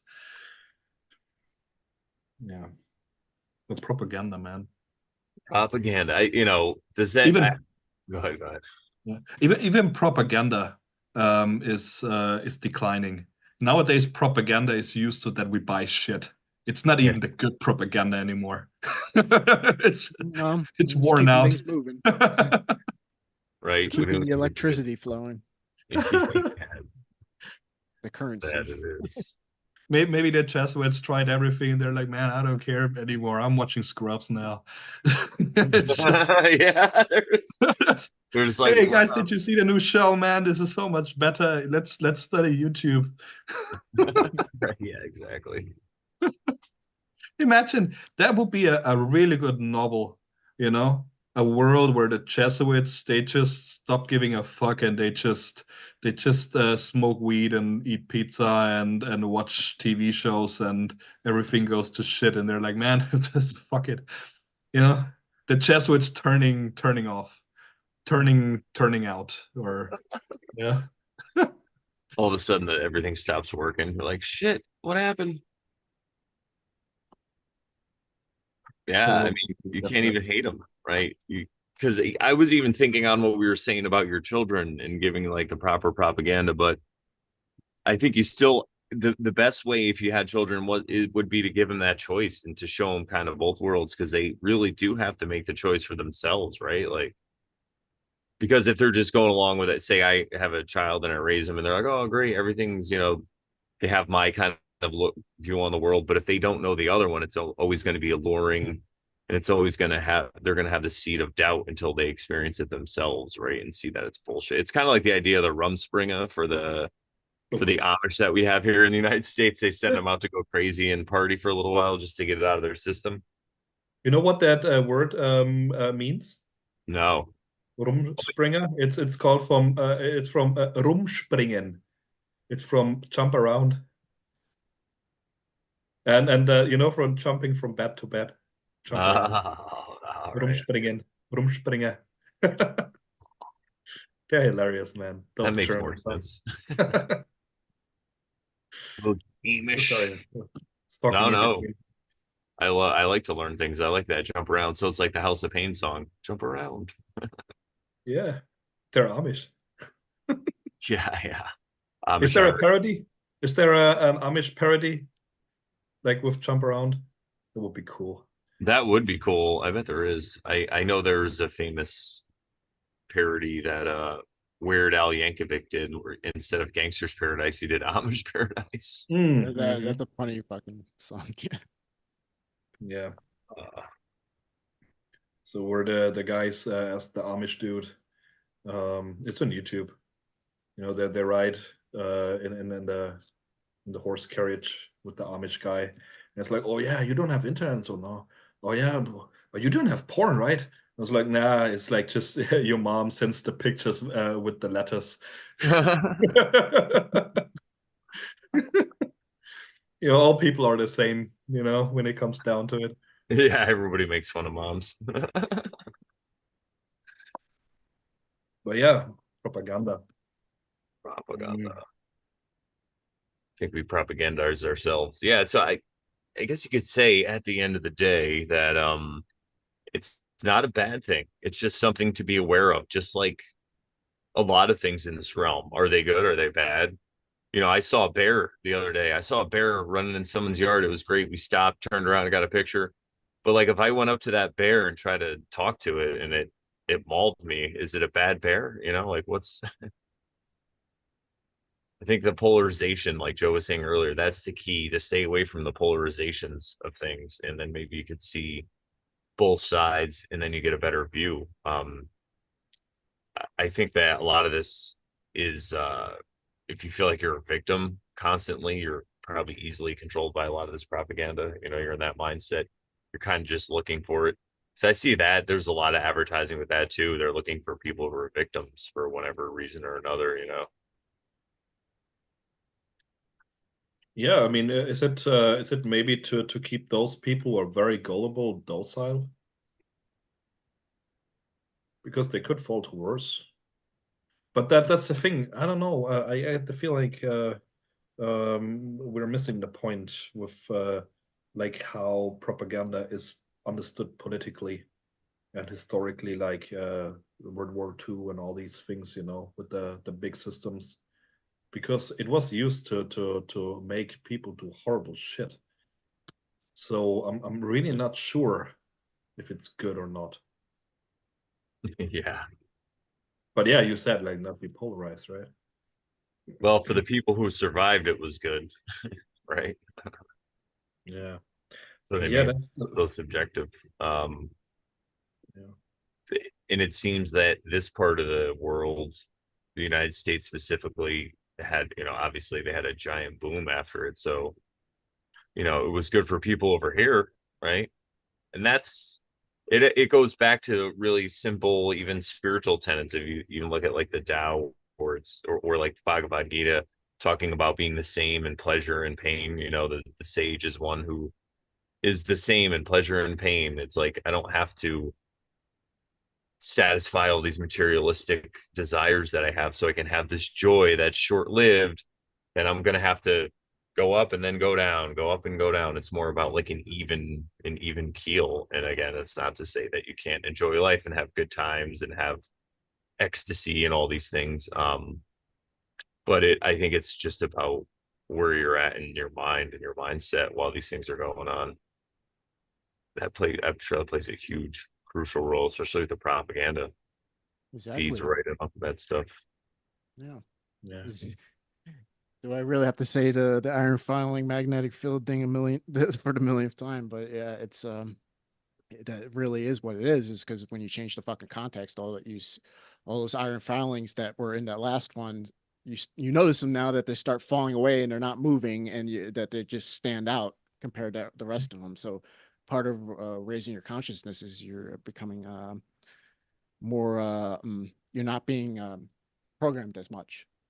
with each as you grow a level in the consciousness, you're getting programmed less and less and less because there's you're it does it's not there's no those iron filings that were the last programming that would play off that propaganda would play off of is no those iron filings are no longer in the field. So yeah, so to use that metaphor because that literally is the best metaphor I've ever come across in my life. So, to explain it, but yeah. Um, but Yeah, yeah, it's so true. You're not affected by it anymore. You just kind of rise above it in a sense. Not creating somebody else's mandala. Yeah, and something I noticed too with this, the propaganda is it has dual. Obviously, it could have like just one piece of propaganda can have many different objectives. And think about just all the 2020 COVID stuff. How you see these signs places where you have to cover your face or stay 6 feet apart or whatever. And some people were controlled by it, but other people were just enraged by it. I know I was one of them. I was like pissed off that I would see these signs everywhere and all this, but I was just playing right in. I was just on the other side of that spectrum, just feeding my negative energy into it. Mm-hmm. So it really does. It's like you just rise above it one day. You're just like, I don't want to play this game anymore. It's Yeah. just like what's going on now. I'm seeing memes. I guess we're in World War III's going on or something. I have no Mm-hmm. idea. All I know is gas went up a bunch in like 2 days that I just saw at this one gas station, and there's a lovely person in there from the Middle East, and I'm not sure where he's from, but I was almost made a comment about Jews. I was like, hey, what are they doing with the gas prices, my friend? But Do yeah, some small talk, bashing Jews. yeah. Yeah, There's they an always Arab guy. Let's talk bad about Jews to connect. you got to read your crowd. I'm a comedian. I got to know whose jokes I'm tailoring them for. Yeah, the thing is, it worked. Yeah, Yeah, they get it. it's a joke, right? It's Yeah, a comedy show. But yeah, I got into that. It's really I got a very very good friend of mine, very dear friend of mine. He tuned out uh, quite a while ago, and he lives a life just relaxing, walking barefoot through the forest and drinking spring water and all, and playing computer games. And when there was this Corona stuff going on, he lives in a village remote, and I visited, and he's like, "Yeah, it's all in the mind. Whatever you feed your energy to, and all." And for me, it doesn't exist. And I'm like, "Man, this is such an entitled asshole." It obviously does exist. Just because he's not going into town doesn't mean that it doesn't exist for him on a on a on an energetic level. He's not, no, my energy and this, and then he had to go to some office stuff. And then he had to wear the masks and all, and then because he collected welfare, and then he had to get a job, and he had to work with the mask. And the next time you saw him, he's like, "Oh, those with the shitty mask here, he pisses me off," and all. And I'm like, "Oh yeah, what's with the thing, man? Did the vibration catch you or what?" I love him to death, but man, this is just I think that's I what know I who you're mean. talking about. Yeah. Yeah, yeah. That's what we were talking about earlier. The nuances, right? The fine nuances. and It, it's just, and yeah, it's just, but the thing is sometimes he's right, but and that's the thing with the experience is a materialistic world. The yeah, there's experience is, no doubt about it. Yep. And you yeah. could say, I also know, so you could say all you want that you're on this vibration and things aren't gonna bother you. Just like you were saying before, like in the last episode, you still have that fear, or you had that fear, like if I die, am I gonna go to hell? Something programmed in you. Same thing that we just can't get away from. So we're so locked into this physical experience that we might as well just treat it like it's real, in the physical sense, and then in the internal spiritual sense you Mhm. can have a different understanding of what it is. But I think you could still get locked in no matter how much you say, oh, I'm not worried about whatever. Like your friend is a great example, COVID, it's never going to affect me. And then he said that. It's like he just said an evil trance and called it upon himself, right? That's probably right on the money, Brendan. Yeah. Whereas if he was just like, well, you know what, if it happens and I got to go wear a mask, then I'll just do it. I'll just deal with it as it comes. Then maybe it wouldn't have happened, But his certainty was his downfall, right? I think that's certainty's road to ruin is a really good one. Mm-hmm. Yeah. Because it's like this realm goes, oh yeah, you think so? All right, here we go. Yeah, that's the thing, man. It's like as soon as something is said, it's like, oh shit, I did say it, didn't I? Oh my gosh, now I Put have it to out deal there. with it. But yeah, it's the thing, man. How did the French pedophile, I mean, philosopher Sartre say, hell or the others? You know, I think that's the problem with the propaganda because it's nothing in the world. It doesn't lay there. It's like you cannot run you over, but people who are infected with propaganda, they can. Yep, billboards are nothing but pictures on the side of the road until you give them life, right? Yeah, yeah, yeah. It's crazy. That's the thing, man. That's really, and yeah, it's really how to deprogram, because I mean, I was raised a Christian. It's just this Jesus thing is always there somehow, and it annoys me. It's like or the same thing, like I read Prometheus Rising from Robert Anton Wilson, and he's like, yeah, take up a different religion, cult, and don't just practice it, but believe it. I did that, and now I'm stuck when whenever I eat food, I'm like, Bismillahirrahmanirrahim.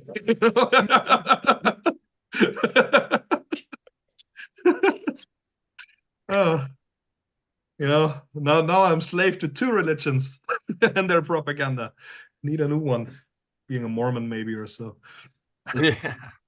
Yeah. And sometimes when I was in Southeast Asia, I was in a temple and I was like literally for 2 hours talking to a Buddha statue after Buddha statue, asking there for their blessings. Man, this is just shit, man. This is just, how much shit can fit in a brain.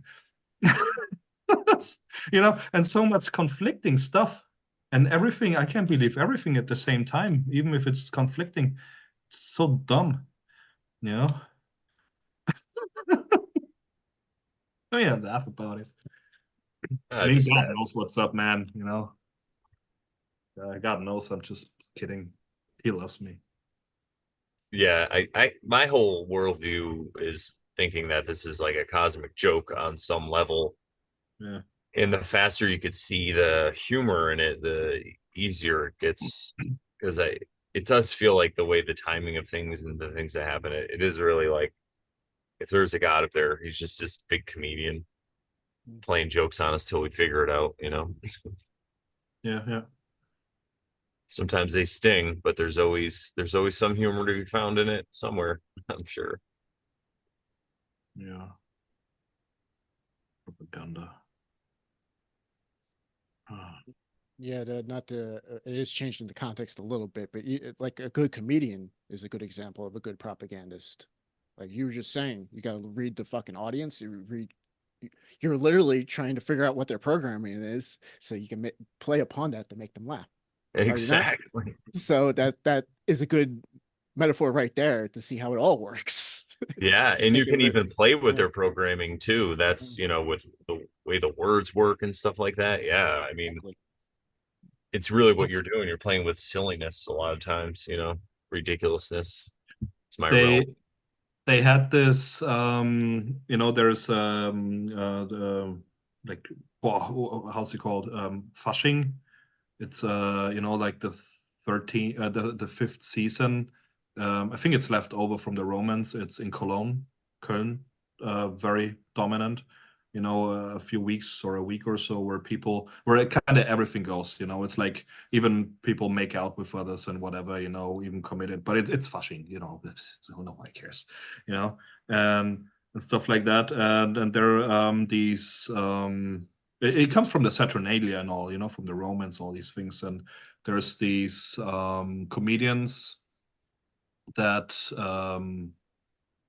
stand before a huge crowd of politicians, and so like very high class and all.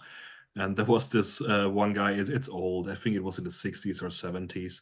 And then he did like these things like, like in Germany, it's like ticket zacke, and then the crowd says like hoi hoi hoi, and he did things like that, ticket zacke hoi hoi hoi, and then he said Sieg, and they all said Heil. The whole crowd, everybody, like 20 years, 10, 20 years after, for like, and see Heil, and then he said, oh my fucking God, guys. And he was laughing. The others were like, oh yeah, we were laughing too. Speaking of propaganda, right? Yeah. Yeah. It's deep, man. It's deep. It's just a catchy phrase, I guess, seek you. What do you want to say to it? Of course,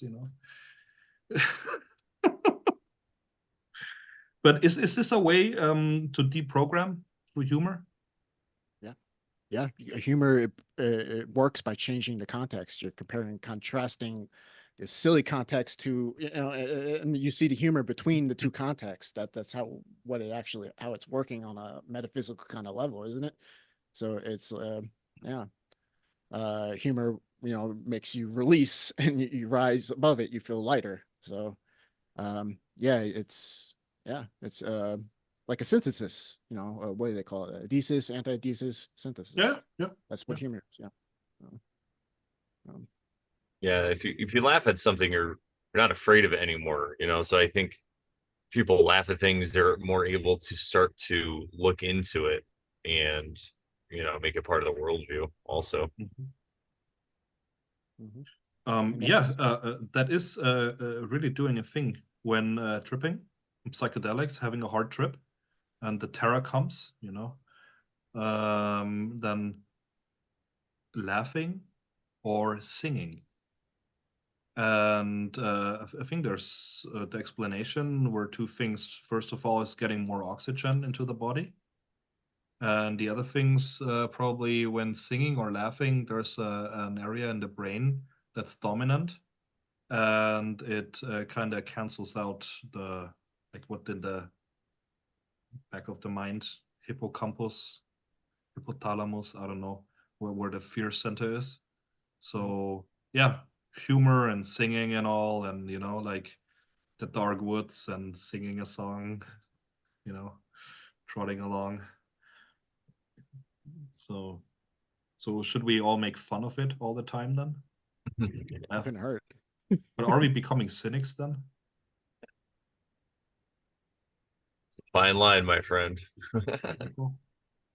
Like who was the guy? Was it Robert Anton Wilson, or was it the other guy, the other comedian, very dark, Carl You talking about George Carlin? George Carlin? I don't know. Was he the guy when he was really, really old and he said like, oh yeah, I'm sitting on the side of the river and I'm laughing at everybody. Yeah. Sounds pretty George Carlin. I mean, Yeah. Robert Anton Wilson said it as well, right? He said like, yeah, at one point he has no stakes in it anymore. He's just laughing at it. But is that the way to go? Well, it dissolves the polarity, so it's not a bad thing in my opinion. Like comedy is one way to. I try to do this every time I catch myself being angry. I start making fun of myself, and if you keep at first it doesn't take, but if you keep doing it for a couple minutes, then you really start seeing this is kind of humorous, and because the polarization dissolved, and you're like, oh, why am I being angry? This is stupid. Like blah blah blah. That's something I've been trying to do for like the last 5-6 years. If I could catch myself, or even having a little disagreement with the woman, so to speak. If you can make light of it without being offensive, be careful. Yeah, you gotta be careful yeah, there. Walking the edge. But You're walking the edge, man. but if you can make it humorous in a very subtle kind of way, it seems to diffuse. So yeah. Can you two laugh together then? Exactly. Yeah, exactly. That's what happens. So. That's love, man. It's perfect. I think of what you're saying, Jeff, and I would say that you guys are obviously you can laugh, right? Because that's my whole point of view. You laugh at the world, but you can also take things seriously in a way. But I would just say, just don't take the world personally. Like whatever happens out in the world, just don't take it personally. as how it affects you specifically sitting home, like, oh man, now my gas prices are going, whatever it is, and you're just in this negative space. But you also could go too far the other way, right? And just not care about anything and just be like, oh, whatever. But I think the secret kind of lies, and you could still have care for everything, but you could just see the overall big picture of how things are. So you don't have to become, totally cynical or callous to everything. But I think when people view what's going on in the world and they start to take it personally, it's really where they go wrong. Like whatever's going on. And that's really where the control comes in, because the fear comes in, or the anger, or whatever emotion is that's overriding your normal set of emotions to have a nice normal day that you want to have, a nice free day. You're now wrapped up in what's going on in, Iran or whatever, in your mind at least. So being lighthearted about it. Yeah, yeah, Yeah, that's one way to dissolve the polarity. I mean, yeah. there's always a polarity. Right now, I have tons of polarities I'm not conscious of that will eventually come to my fucking conscious mind because I want to know what they are. So it's like the old thing, knocking you will receive. If you're looking at, if you're, especially if you're getting emotionally charged, if you can, event, there's a polarity there then. So you might not figure it out right away, but just asking the question, where's this coming from? What is the dualism I'm in right now, so to speak, will set the synchronicities in motion to eventually shed light on what it is.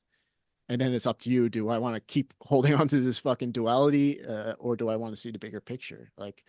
Um, but you just ask the questions and things like I explained before on this show, things just play out based on your context. Your context is the universe is going to show me eventually, and it does.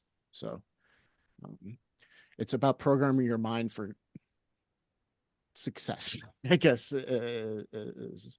These little things, these little exercises, like the little ones that you were talking about, Robert Anton Wilson, or what I said, you can make light of things. But it's like I said earlier, it's like, okay, you're having this thing with your significant other, but you still have to be like a comedian on stage. You got to like read the room. Like, what is Yeah. the program? What is going on? Let me see her perspective, my perspective. Let's dissolve the polarity. And then you see where you can like make light of it and not, you know, poke the bear, so to speak. So Yeah, not make it worse. yeah, it's about reading the room, and that's all what propaganda is. Effective propaganda. Even the black magician has to know his audience. He needs to know exactly what the programming is, and the more variables he can nail down, the more successful it can be. But to be able to see all the variables, you have to dissolve all that polarity and see the big picture. So, um, and that goes to the same when you self-program yourself. That's why know thyself and you know God in the universe. You got to know yourself. You got to know your programming. You got to contemplate. You got to on and on and on, so that you can dissolve it and put what you want in there over time, like as things unfold. Um, so yeah, I think that's like what Brandon was saying with reading the room with the comedian. That is literal propaganda, but it's also the best metaphor I could really think of actually for how it all works. Got to read the room, and you can't read the room if you're one-sided. You got to see the whole picture, so to speak, like with no judgment. You just see it the way it is, and then play off of it. Like So the like a black magician or yeah, master propagandist has to be kind of spiritual, right? In a way. metaphysical Or at the very least. advanced. Yeah. I mean, when thinking about, like George Carlin, I mean, he spent his life making fun and packing things that like drove him nuts into his comedy shows, and he delivered. I mean, he was fighting his whole life against the propaganda, and Robert Anton Wilson as well. I mean, they studied it. I mean, all these things, all these. I mean, raw like all these cults and all, and he did the tried to do the great work. And then they're old men, and as they're old men, they say, "Oh yeah, I tuned out." I mean, that's a very different thing, right? I mean, they did their job. They're in the old people home, and they're like, yeah, fuck it, man. It's just, did my duty. I guess it's very different than young men like us in their prime. Um, it never sat right with me when people were like, "Ah, yeah, I'm laughing about the world. It has nothing to do with me." And I'm like, "Are you fucking crazy?" It's like you have to do something, you know. And it never sat right with me. You know, just just laughing it off. But yeah. Yeah, because even if you're not doing anything, you're still doing something. Mm-hmm. It's the people don't realize the action that is involved in inaction. Yeah, yeah. I mean, like with this, it always reminds me of my picture of a Zen master. They're pretty funny. The once could visit a Japanese Zen master woman, and she invited us to her home, and she had no bed. That was interesting. She had a kitchen, uh, I guess a bathroom. I wasn't in the bathroom. A kitchen and a big library with lots of books, but there was no bedroom. Nice. Weird and all. And then there's like these things, like the guy who took us with him, older guy. Um, he kind of was her student, and then she made green tea for us, poured green tea, and she poured the green tea, and then she put some water, green tea and then water, and then he's like, oh, is that how it's done? Like the proper way to prepare green tea for drinking? And then she's like, nah, I put too much leaves in it, so I have to thin it a bit.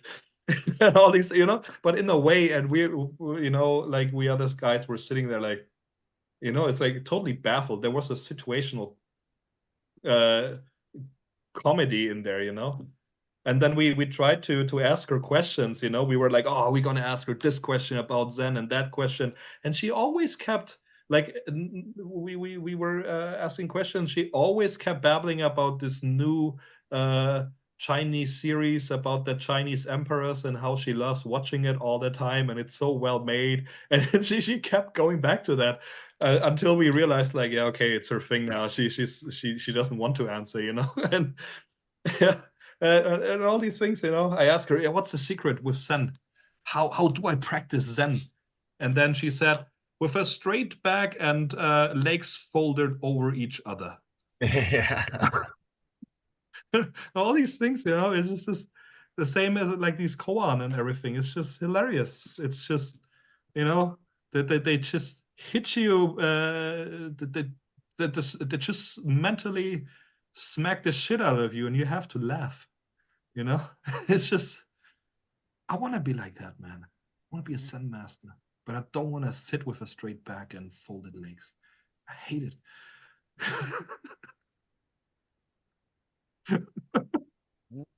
You could do it. I think I never went past. I did the neophyte. I started Earth grade, but I was then I got into chaos magic and saw everything was bullshit. And then later saw that even that was bullshit. On and on. But um, man, where was I going with that? Oh, with the levels of were you gonna say what level you were or something? Because he was talking, he said he wished he can do that. Oh yeah, Zen. Zen. Yeah, in Earth grade they want you to learn Zen, and they give you the traditional like Japanese Zen stuff, but they just have you do like stupid shit like, oh, every day you're gonna scrub your bathroom with fucking toothbrush for 3 hours or whatever, an hour every day you're gonna scrub the Yeah. bathroom with a toothbrush. It's just things like that, just menial fucking things, and you have to learn to let your mind go and see things as they are and just go to reaction, like basically what they're training you to do. But it's like little tedious things like that. It's not even sitting straight with your back straight and fucking cross-legged. They're like, oh, okay, go clean the rocks outside with a toothbrush. Like shit that would have you do in the army and the Marines or something. Yeah. Like, Yeah. I mean, she told me what that was about, yeah. and I was so upset with myself. Um, I told her I was in a session that's there's a monastery close to Regensburg, um, Benedictine Benedictine monastery, and they have a Japanese tract. It's just uh, authentic Japanese meditation rooms and went there, and they're very good, very proficient with what they do, and well known. It's like you have to book like a year in advance. And yeah, we managed to go there, and it was being silent the whole day, and then meditating, sasen, 20 or 25 minutes, then kinhin, getting up, walking silently, all like in a circle, then sitting down, meditating again, doing this like 13 times. In between having one soup to eat in quietude and all. And I did that. And then when you're really uptight, you get uptight, and then you walk around, have a big stick, and then they like tap you, and then you're like, and then they smack you on your shoulders, and it's releasing something so you can sit a bit longer and all. And then I was sitting, and it was the 12th time, and I was sitting there, and I'm like, I cannot take it anymore. I cannot take it anymore. And then thoughts came up, like very private thoughts and all. And it was just so, I could not go on. I was like, I don't know what's happening, man. I'm losing control. I'm losing control. Either I'm gonna get up and scream, or I'm gonna shit myself or piss myself. I don't know what's happening. But if I keep sitting, I'm losing control, man. And then there was the kinhin, the walking, and then I went out.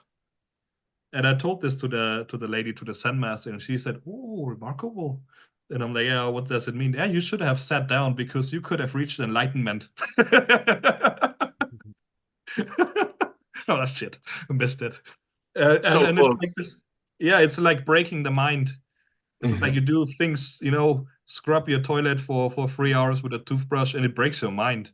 Yeah. Isn't that what they do in the military as well? They break you, Yeah. and then they put their propaganda in you and make you a tool. That's Fair enough.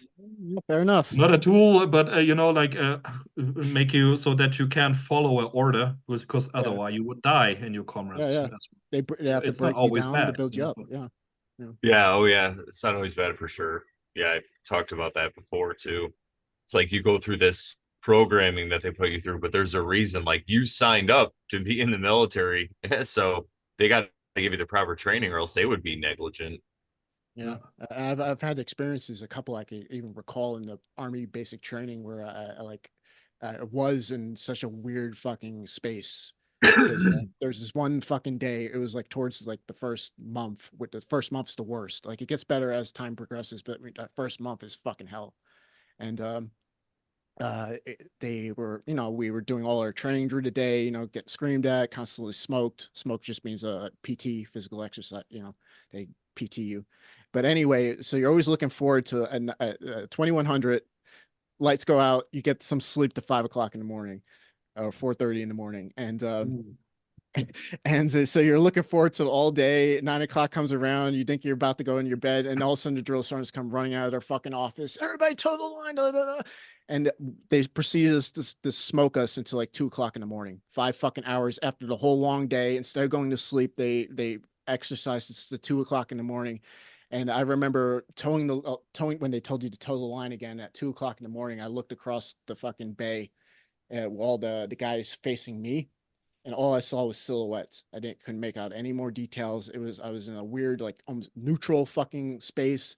I saw silhouettes, no detail. I'm just like a zombie, literally a zombie. And yeah, that's basically what the trance kind of state like an occultist would put themselves in to slip something in there. Yeah, so it's yeah. Um, I had a couple experiences like that where like my perception was completely distorted because they broke me. Like, yeah. So yeah. Yeah. I mean, that's isn't that what they do? Like what we hear can find out with MK Ultra and all. And the interesting thing is like MK Ultra. It's a K. It's not a C, because it was German scientists that were drafted, Nazis, and they continued with the experiment. I mean, there's conclusive data on that, and I pretty firm that it's like that. And but control with a C is Kontrolle in German, with a K, Kontrolle, but there is no mind. There's no mind Kontrolle, but there is Massenkontrolle, mass control. So I believe it's a nice trick to call it mind control, because it really is mass control, which comes down to mind control of the individual mind and all. Yep. And but yeah, I like that thought, man. I'm currently working on something. It's in the field of architecture, and I there's ways to because we have all these impressions, all these styles, all these ways we think a landscape or a cityscape has to look, and all these things, and we're so in our mind. And then today I had these thoughts, how can I break this? And it's like really like the sitting in a contraption, because I have to build something, it always revolves about like sitting in a small chamber and then looking at the space, looking at the people for hours. And that's it's a method that is not so popular. People laugh at it because it's metaphysical and occult. And then it supposedly should dissolve. There should be a moment of dissolving the precast conception that we get from our ancestors already, because we all have a when we think, children's books or so, we all have a landscape in our mind. And there's a pre-programmed landscape that we inherit from our ancestors, and that's how we say the world has to look and all. And that's a way like aiming at destroying that, so that we can see the city for what it really is, what's going on, the people living there, what's happening, and then not putting our own madness upon it, but seeing clear and being like, okay, what does it need? What's going on? And that's so interesting, that Zen supposedly stops where the others only get started. It's like, breaking down the mind, like putting somebody in a coffin, nailing it shut and throwing some earth on it so that they freak out. Oh, I'm gonna suffocate, and the others are outside like he thinks he's dying, and then implanting some shit into them, some nice rituals, and it's just but then it stops and nothing happens. Where does it leave us? It's like that space without mind control, without the ingrained propaganda, where everything is empty. That scared me for a long time. Like, oh man, I don't want to go to nirvana. I don't want to go to emptiness. I want stuff, man. I want stuff to happen. But the longer I think about it and deal with it, I like recently I developed a craving for just sitting and not thinking anything. Maybe I'm getting old, getting ready for the rocking chair. But it's just, it's just there's something, there's something beyond all those concepts, all those belonging, all this walking. Oh, that was a nice donut you did with the smoke. There's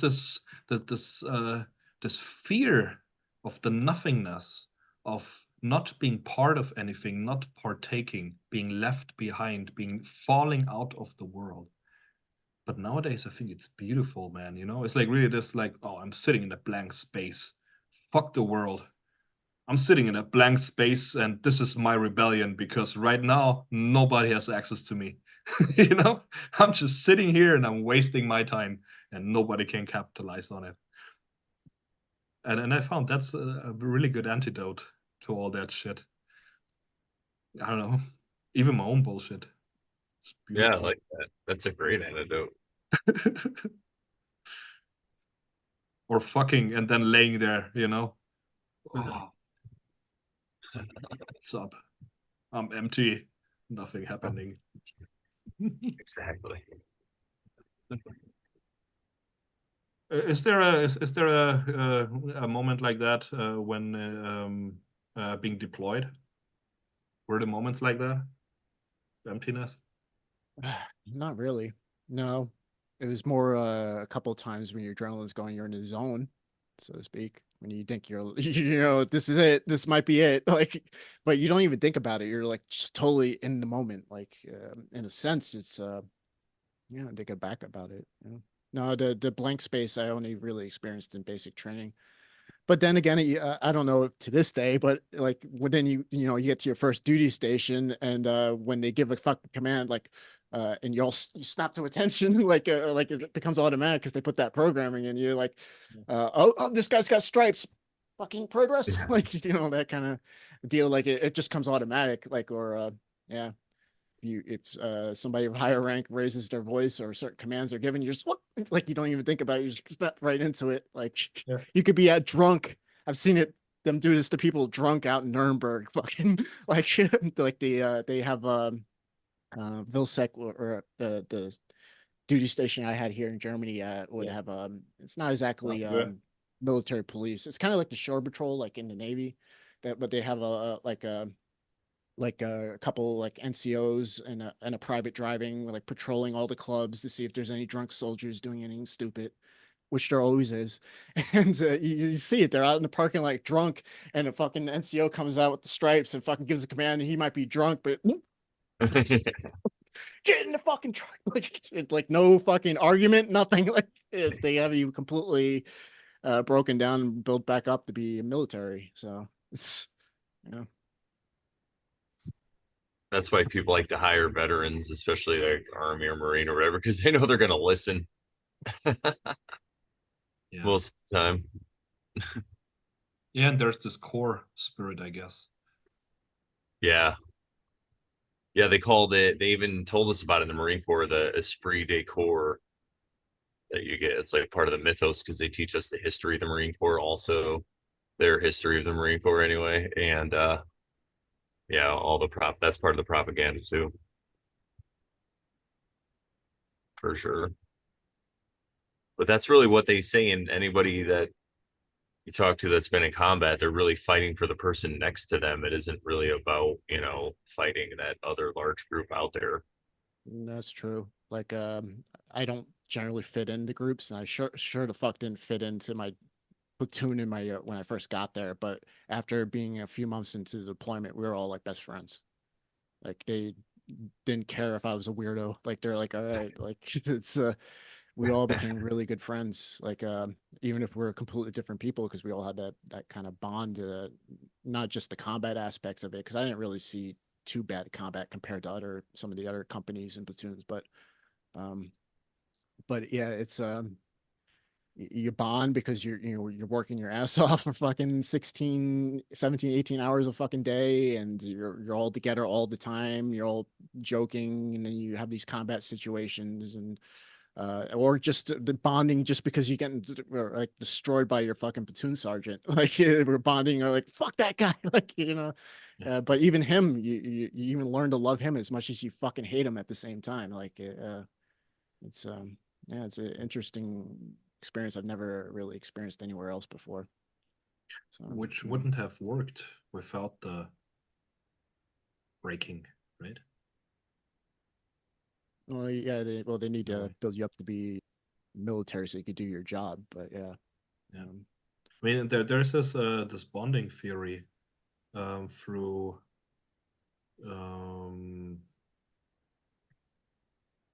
roughly said like the females bond mostly over oxytocin, the love hormone, and males mostly bond with vasopressin, and that comes with solving tasks together, going through shit together and all, you know.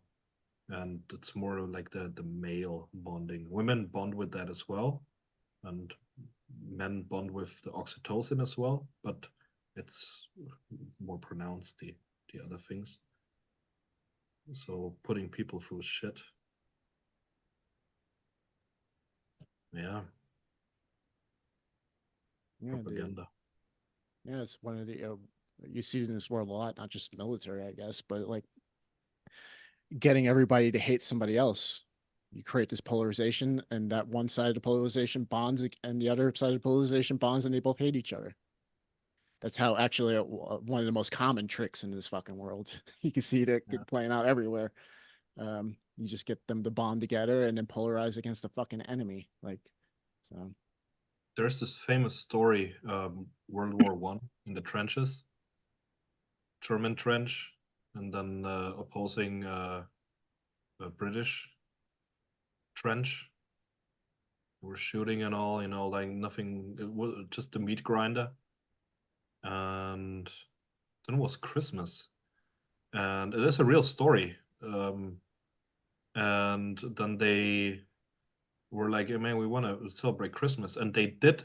Then you know, like they did celebrate Christmas together. And there were weeks after that where the people refused to fight each other and kill each other. So we learned that in school already, you know, denazification and all, you know, like we learn about war and how horrible Germans are and all these things, and that was part of it, leading up to World War II, World War One lessons. And then it was like in school, it was yeah, they celebrated Christmas and they didn't fight each other, and then it was over, and then they started shooting each other again. That was what we learned in school. Yeah. What the fuck? But it wasn't like that. Like years later, like a lot of years later, I found out that it basically was that the officers were ordered to stop that nonsense. So everybody who wouldn't fight, who refused to fight, would have been shot by their officers. So they were like, okay, man, this officer is gonna shoot me. Maybe the others don't get me, so I shoot them. So crazy, right? How the spirit of Christmas dissolved the programming, the fear to die, and the hatred, and the fear of, you know, all these those strong motivators, and people were just celebrating together as humans, and they acknowledged that, and it's beautiful, man. It's supposedly true. Yeah, I've heard about that. I heard they were even Jesus. playing soccer too. Yeah. You put that in my mind now because I had the thought. It was you right now. It was me. Teleported through And I would even go as far as to say is the Christmas propaganda trumped the war propaganda, right? But I think though what you said was right. It was beautiful. It's because the love that they had, even if it was programmed, whatever, for Christmas, and that because you're looking across and you're shooting someone that looks just like you, and they have the same belief, they pray to the same God. It really made them think and stop. And it's I mean, if it spread, it probably could have stopped the whole war. You never know. And that's probably why they were like, and I've heard that too. They told them to shoot the people that weren't fighting. Yeah, it's It's crazy. like you have a common bond with military of, I have a bond with Brandy, even though we're in different parts of the US militaries and the Marine Corps, I'm in the Army. Um, but you find, okay, I meet this Bundeswehr, the German army person. I have a bond with them or a bond with these people. And even thinking about Sandra's, both her grandparents fought in the Wehrmacht on the German side in the war. And they were saying, or as soon as the war was over, like her grandfather was like best friends with the American soldiers that quote unquote conquered Germany or whatever. Like but they're best friend. They're good friends, even though they're just some months back, years back, they were fighting each other. Now they're like best friends because they have that bond. Because it's military in general, it doesn't matter what military you're in. Like, there's that common vibration, I guess. Like, I find out the same with dealing with people in the military, as well as I did a little bit of law enforcement before when I was like 20 years old, 21 years old, and even to this fucking day, like I could bond with the bullseye with the German cops many times. I've gotten situations and we got to talking, and they found out I was in the military, and I used to be an ex-cop of sorts, and we automatically bond, and like the whole context changed. Like it's like and then we're like friends, and I keep experiencing stuff like that. So it's like when you go through certain things like that, it doesn't matter that you have a different flag. Like you have that common bond just to get you were military. Like Yep, exactly. And that's why I think it's such a slippery slope when people start hanging out and playing soccer together. It's if Yeah. you don't get them back to fighting soon, it's gonna ruin the whole psyop. well, that's the psyop that even like what Ronald Reagan said. What if we all united together against an alien race? And that's true. If that was to happen, the whole world would unite. All the militaries would unite under one fucking thing to fight the new enemy. So you always, if you want to move people around, that's like I said, that's one of the biggest ones in this world. You give them a fucking enemy, or Oh you give yeah. them something to polarize against. So yeah, like when I don't know with the whole blue beam thing or anything like that, or if aliens is I don't fucking know, but it's just that um that is true what he said, 100%. If they would. Or it'd be like Starship Troopers. Now we're one world, we're all one military, but now we're gonna go fight those fucking bugs that hurl a rock at us. Yes. And then it might go on and on and on. Oh, now we're friends with the bugs. Now we're all united against this fucking. It's like, yeah, Now it's we're just all one universe, united as one. We got to go fight another universe. exactly. That's how they're moving. That's how you move people around. Yeah. So So you better to slowly. keep people docile and use their lower chakra energy, their red energy, for watching violent movies and sex, Yeah. so that they exhaust themselves with this and blow their energy into the ether. Sounds like you're talking about Dune now. Yeah. That's what happens later with the Leto. Yeah, but we'll talk about that soon enough, I'm sure. I actually just finished um Messiah, Dune Messiah again in preparations for upcoming podcast. So I'm pretty excited. I forgot how good it was. I'm like, mate, this might be the best one. Every time I finish one of the Um, books, this might be the best one. well, it's not the second book, right? After No, Dune? no, it's well, it was so Dune Messiah is the second book that Frank Herbert wrote after Okay. Dune. Yeah, yeah. So because I knew that you were gonna focus on the other one, and I listened to some of that, but I wanted to also get a grasp of this one too, Mm-hmm. the nuances. But yeah, So, it's so story-wise, there's Paul of Dune, and then Dune, Paul of Dune, and then there is the Dune Messiah. Dune Messiah, yeah, and then Okay. Children of Dune, yeah. Oh, and the Children of Dune is afterwards. Yeah, yeah, I mixed that up. Yeah, that's I did too in our last talk. I had to look it Mm-hmm. up again. Mm-hmm. Yeah. The interesting thing is like this brainwashing and all. We do it with our children as well, right? Very diligently. I remember with my kid, there were some some behaviors that couldn't stand as a small kid, and then she was screaming and all, and like really out of control, and a few years old. And then I just picked her up and I sat on the stairs with her. And she's like, ah! I'm like, no, we're not gonna get in there. I'm gonna sit with you, and you're gonna be there, and you can sit with it. I'm sitting with you, but we are only gonna get in there again when you're done with it. And then no, it takes some time. The anger, the rage, it wears off. Then comes the pleading. That well, please, no, just a little bit longer. No, and I'm sitting with you, it's all right. And then after a while, it wears off, and then it's like, are you okay now? Do you feel better? Oh, I feel good. Yeah, cool. Let's go. And then and like when there's things like really stood through, worked through diligently, then then the mind changes. It's like really that it takes one moment with very strong behaviors, one moment very intelligently and lovingly handled with dedication, and the whole world changes, the child changes, and that never happened again. It's very interesting how we do that as well. So and that showed me there's a because it really it gets me. It really makes me angry, fired up when people say, yeah, the brainwashing, they brainwashed the world and the people, and that's why everything is shit, and the people were so good before. I'm like, no, man, I don't believe that. I don't believe that. People are monsters, man. People are horrible. You know, I mean, it takes the superstition of a god that can see you when you take a shit, so that you wipe your ass clean and wash your hands afterwards.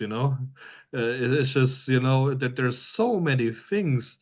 I mean, everybody can look into themselves. We people, we are so heinous. Yeah, it's just my kid. She lied. She was so young and she discovered that lying is a cool thing. And then I looked at her and like, yeah, I know you're lying. And I laughed at her and so, and then she's like, oh shit, he knows. All these things. It's just, you know, people are just so evil, you know?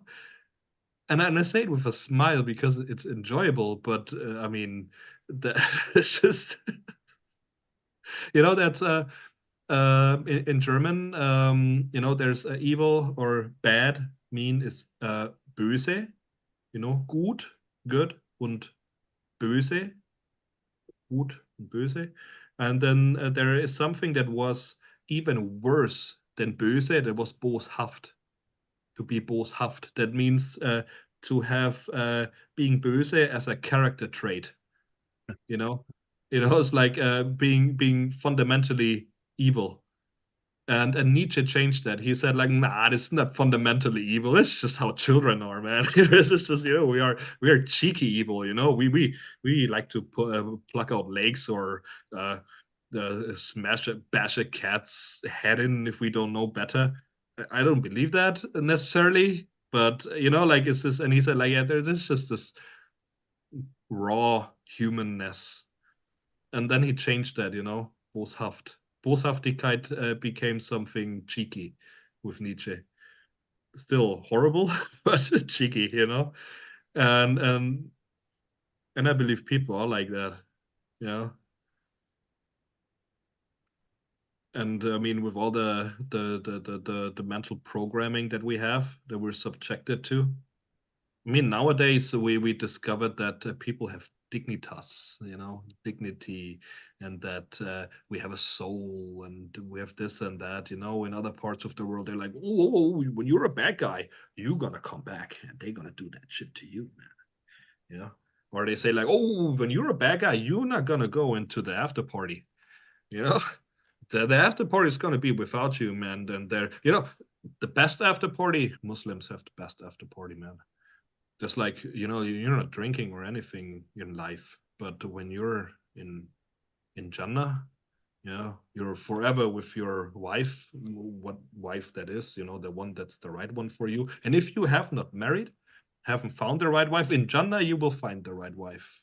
You will have the perfect relationship.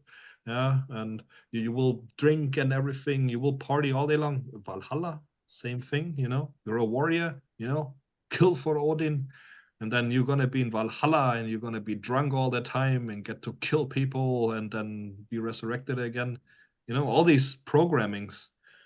I cannot decide what I want. It's just, it's just And nowadays, we fancy ourselves that nah, we're not that dumb. We know God is a superstition. You know, we do it from ourselves. We're good because we want to. Yeah.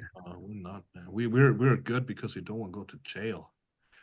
We want to be butt raped by other inmates and shit like that. You know, this is because we're evil.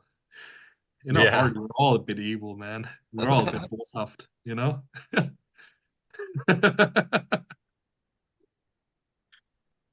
Yeah, no, I think so. I think that accepting it, is what the bee's knees. That's where it's at, to accept that you could be quote unquote evil, whatever the heck that is, and be okay with it instead of hating yourself because of it.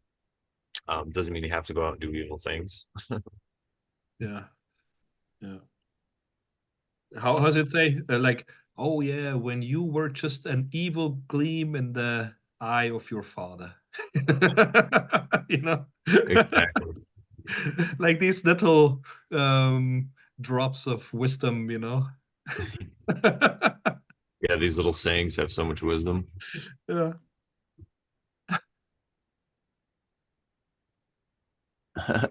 Robohonky says Valhalla has a pig that never runs out of pork. Sounds like Jewish hell. I'll likely end up there.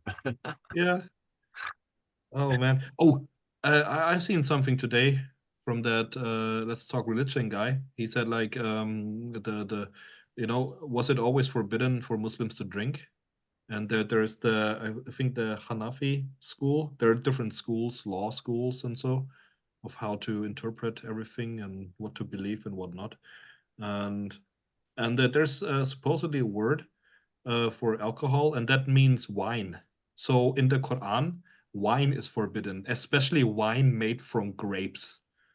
And later on, the Hanafi got supposedly got convinced by the other schools. Nah, all wine is bad.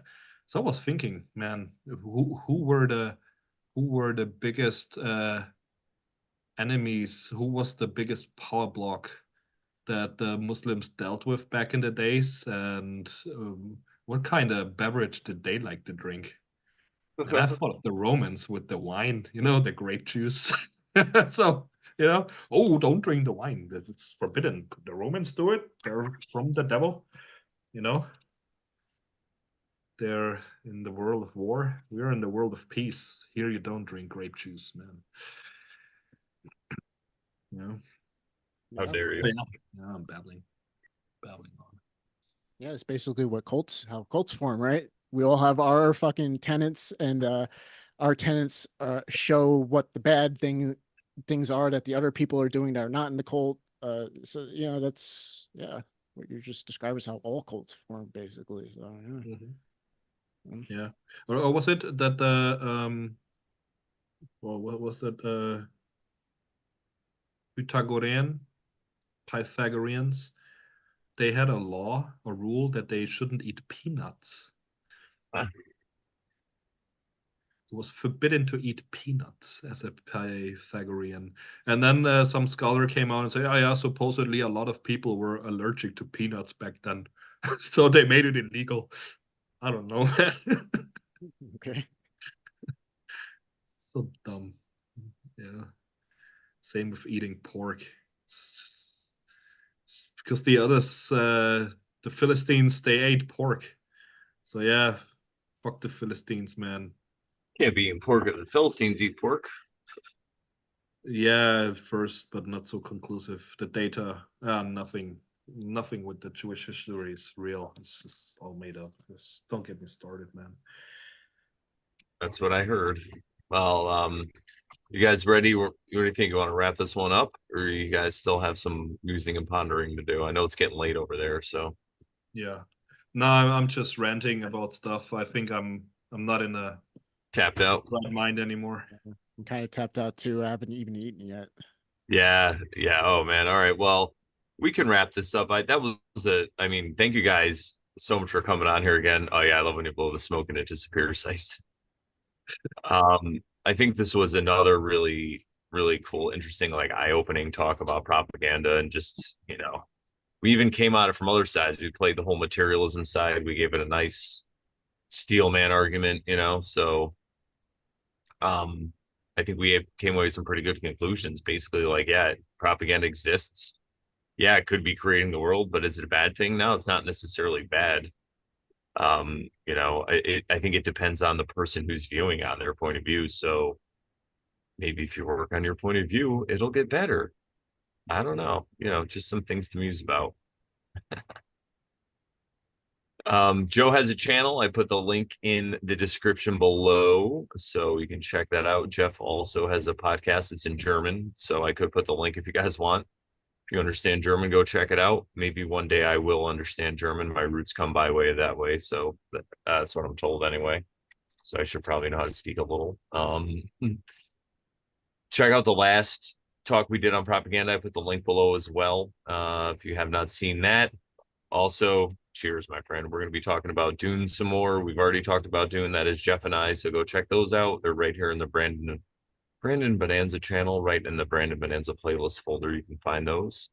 And we're going to be going live tomorrow for Oversharing. So check that out. And stay tuned for more from us. And I guess we could just say goodbye. I'm going to get the song ready. And as I do, I will say goodbye to everybody. Thank you guys so much for hanging out. Shout out to the chat. Thank you guys for staying that stay till the end. Thank you so much. And here's the song. See you guys later. Bye.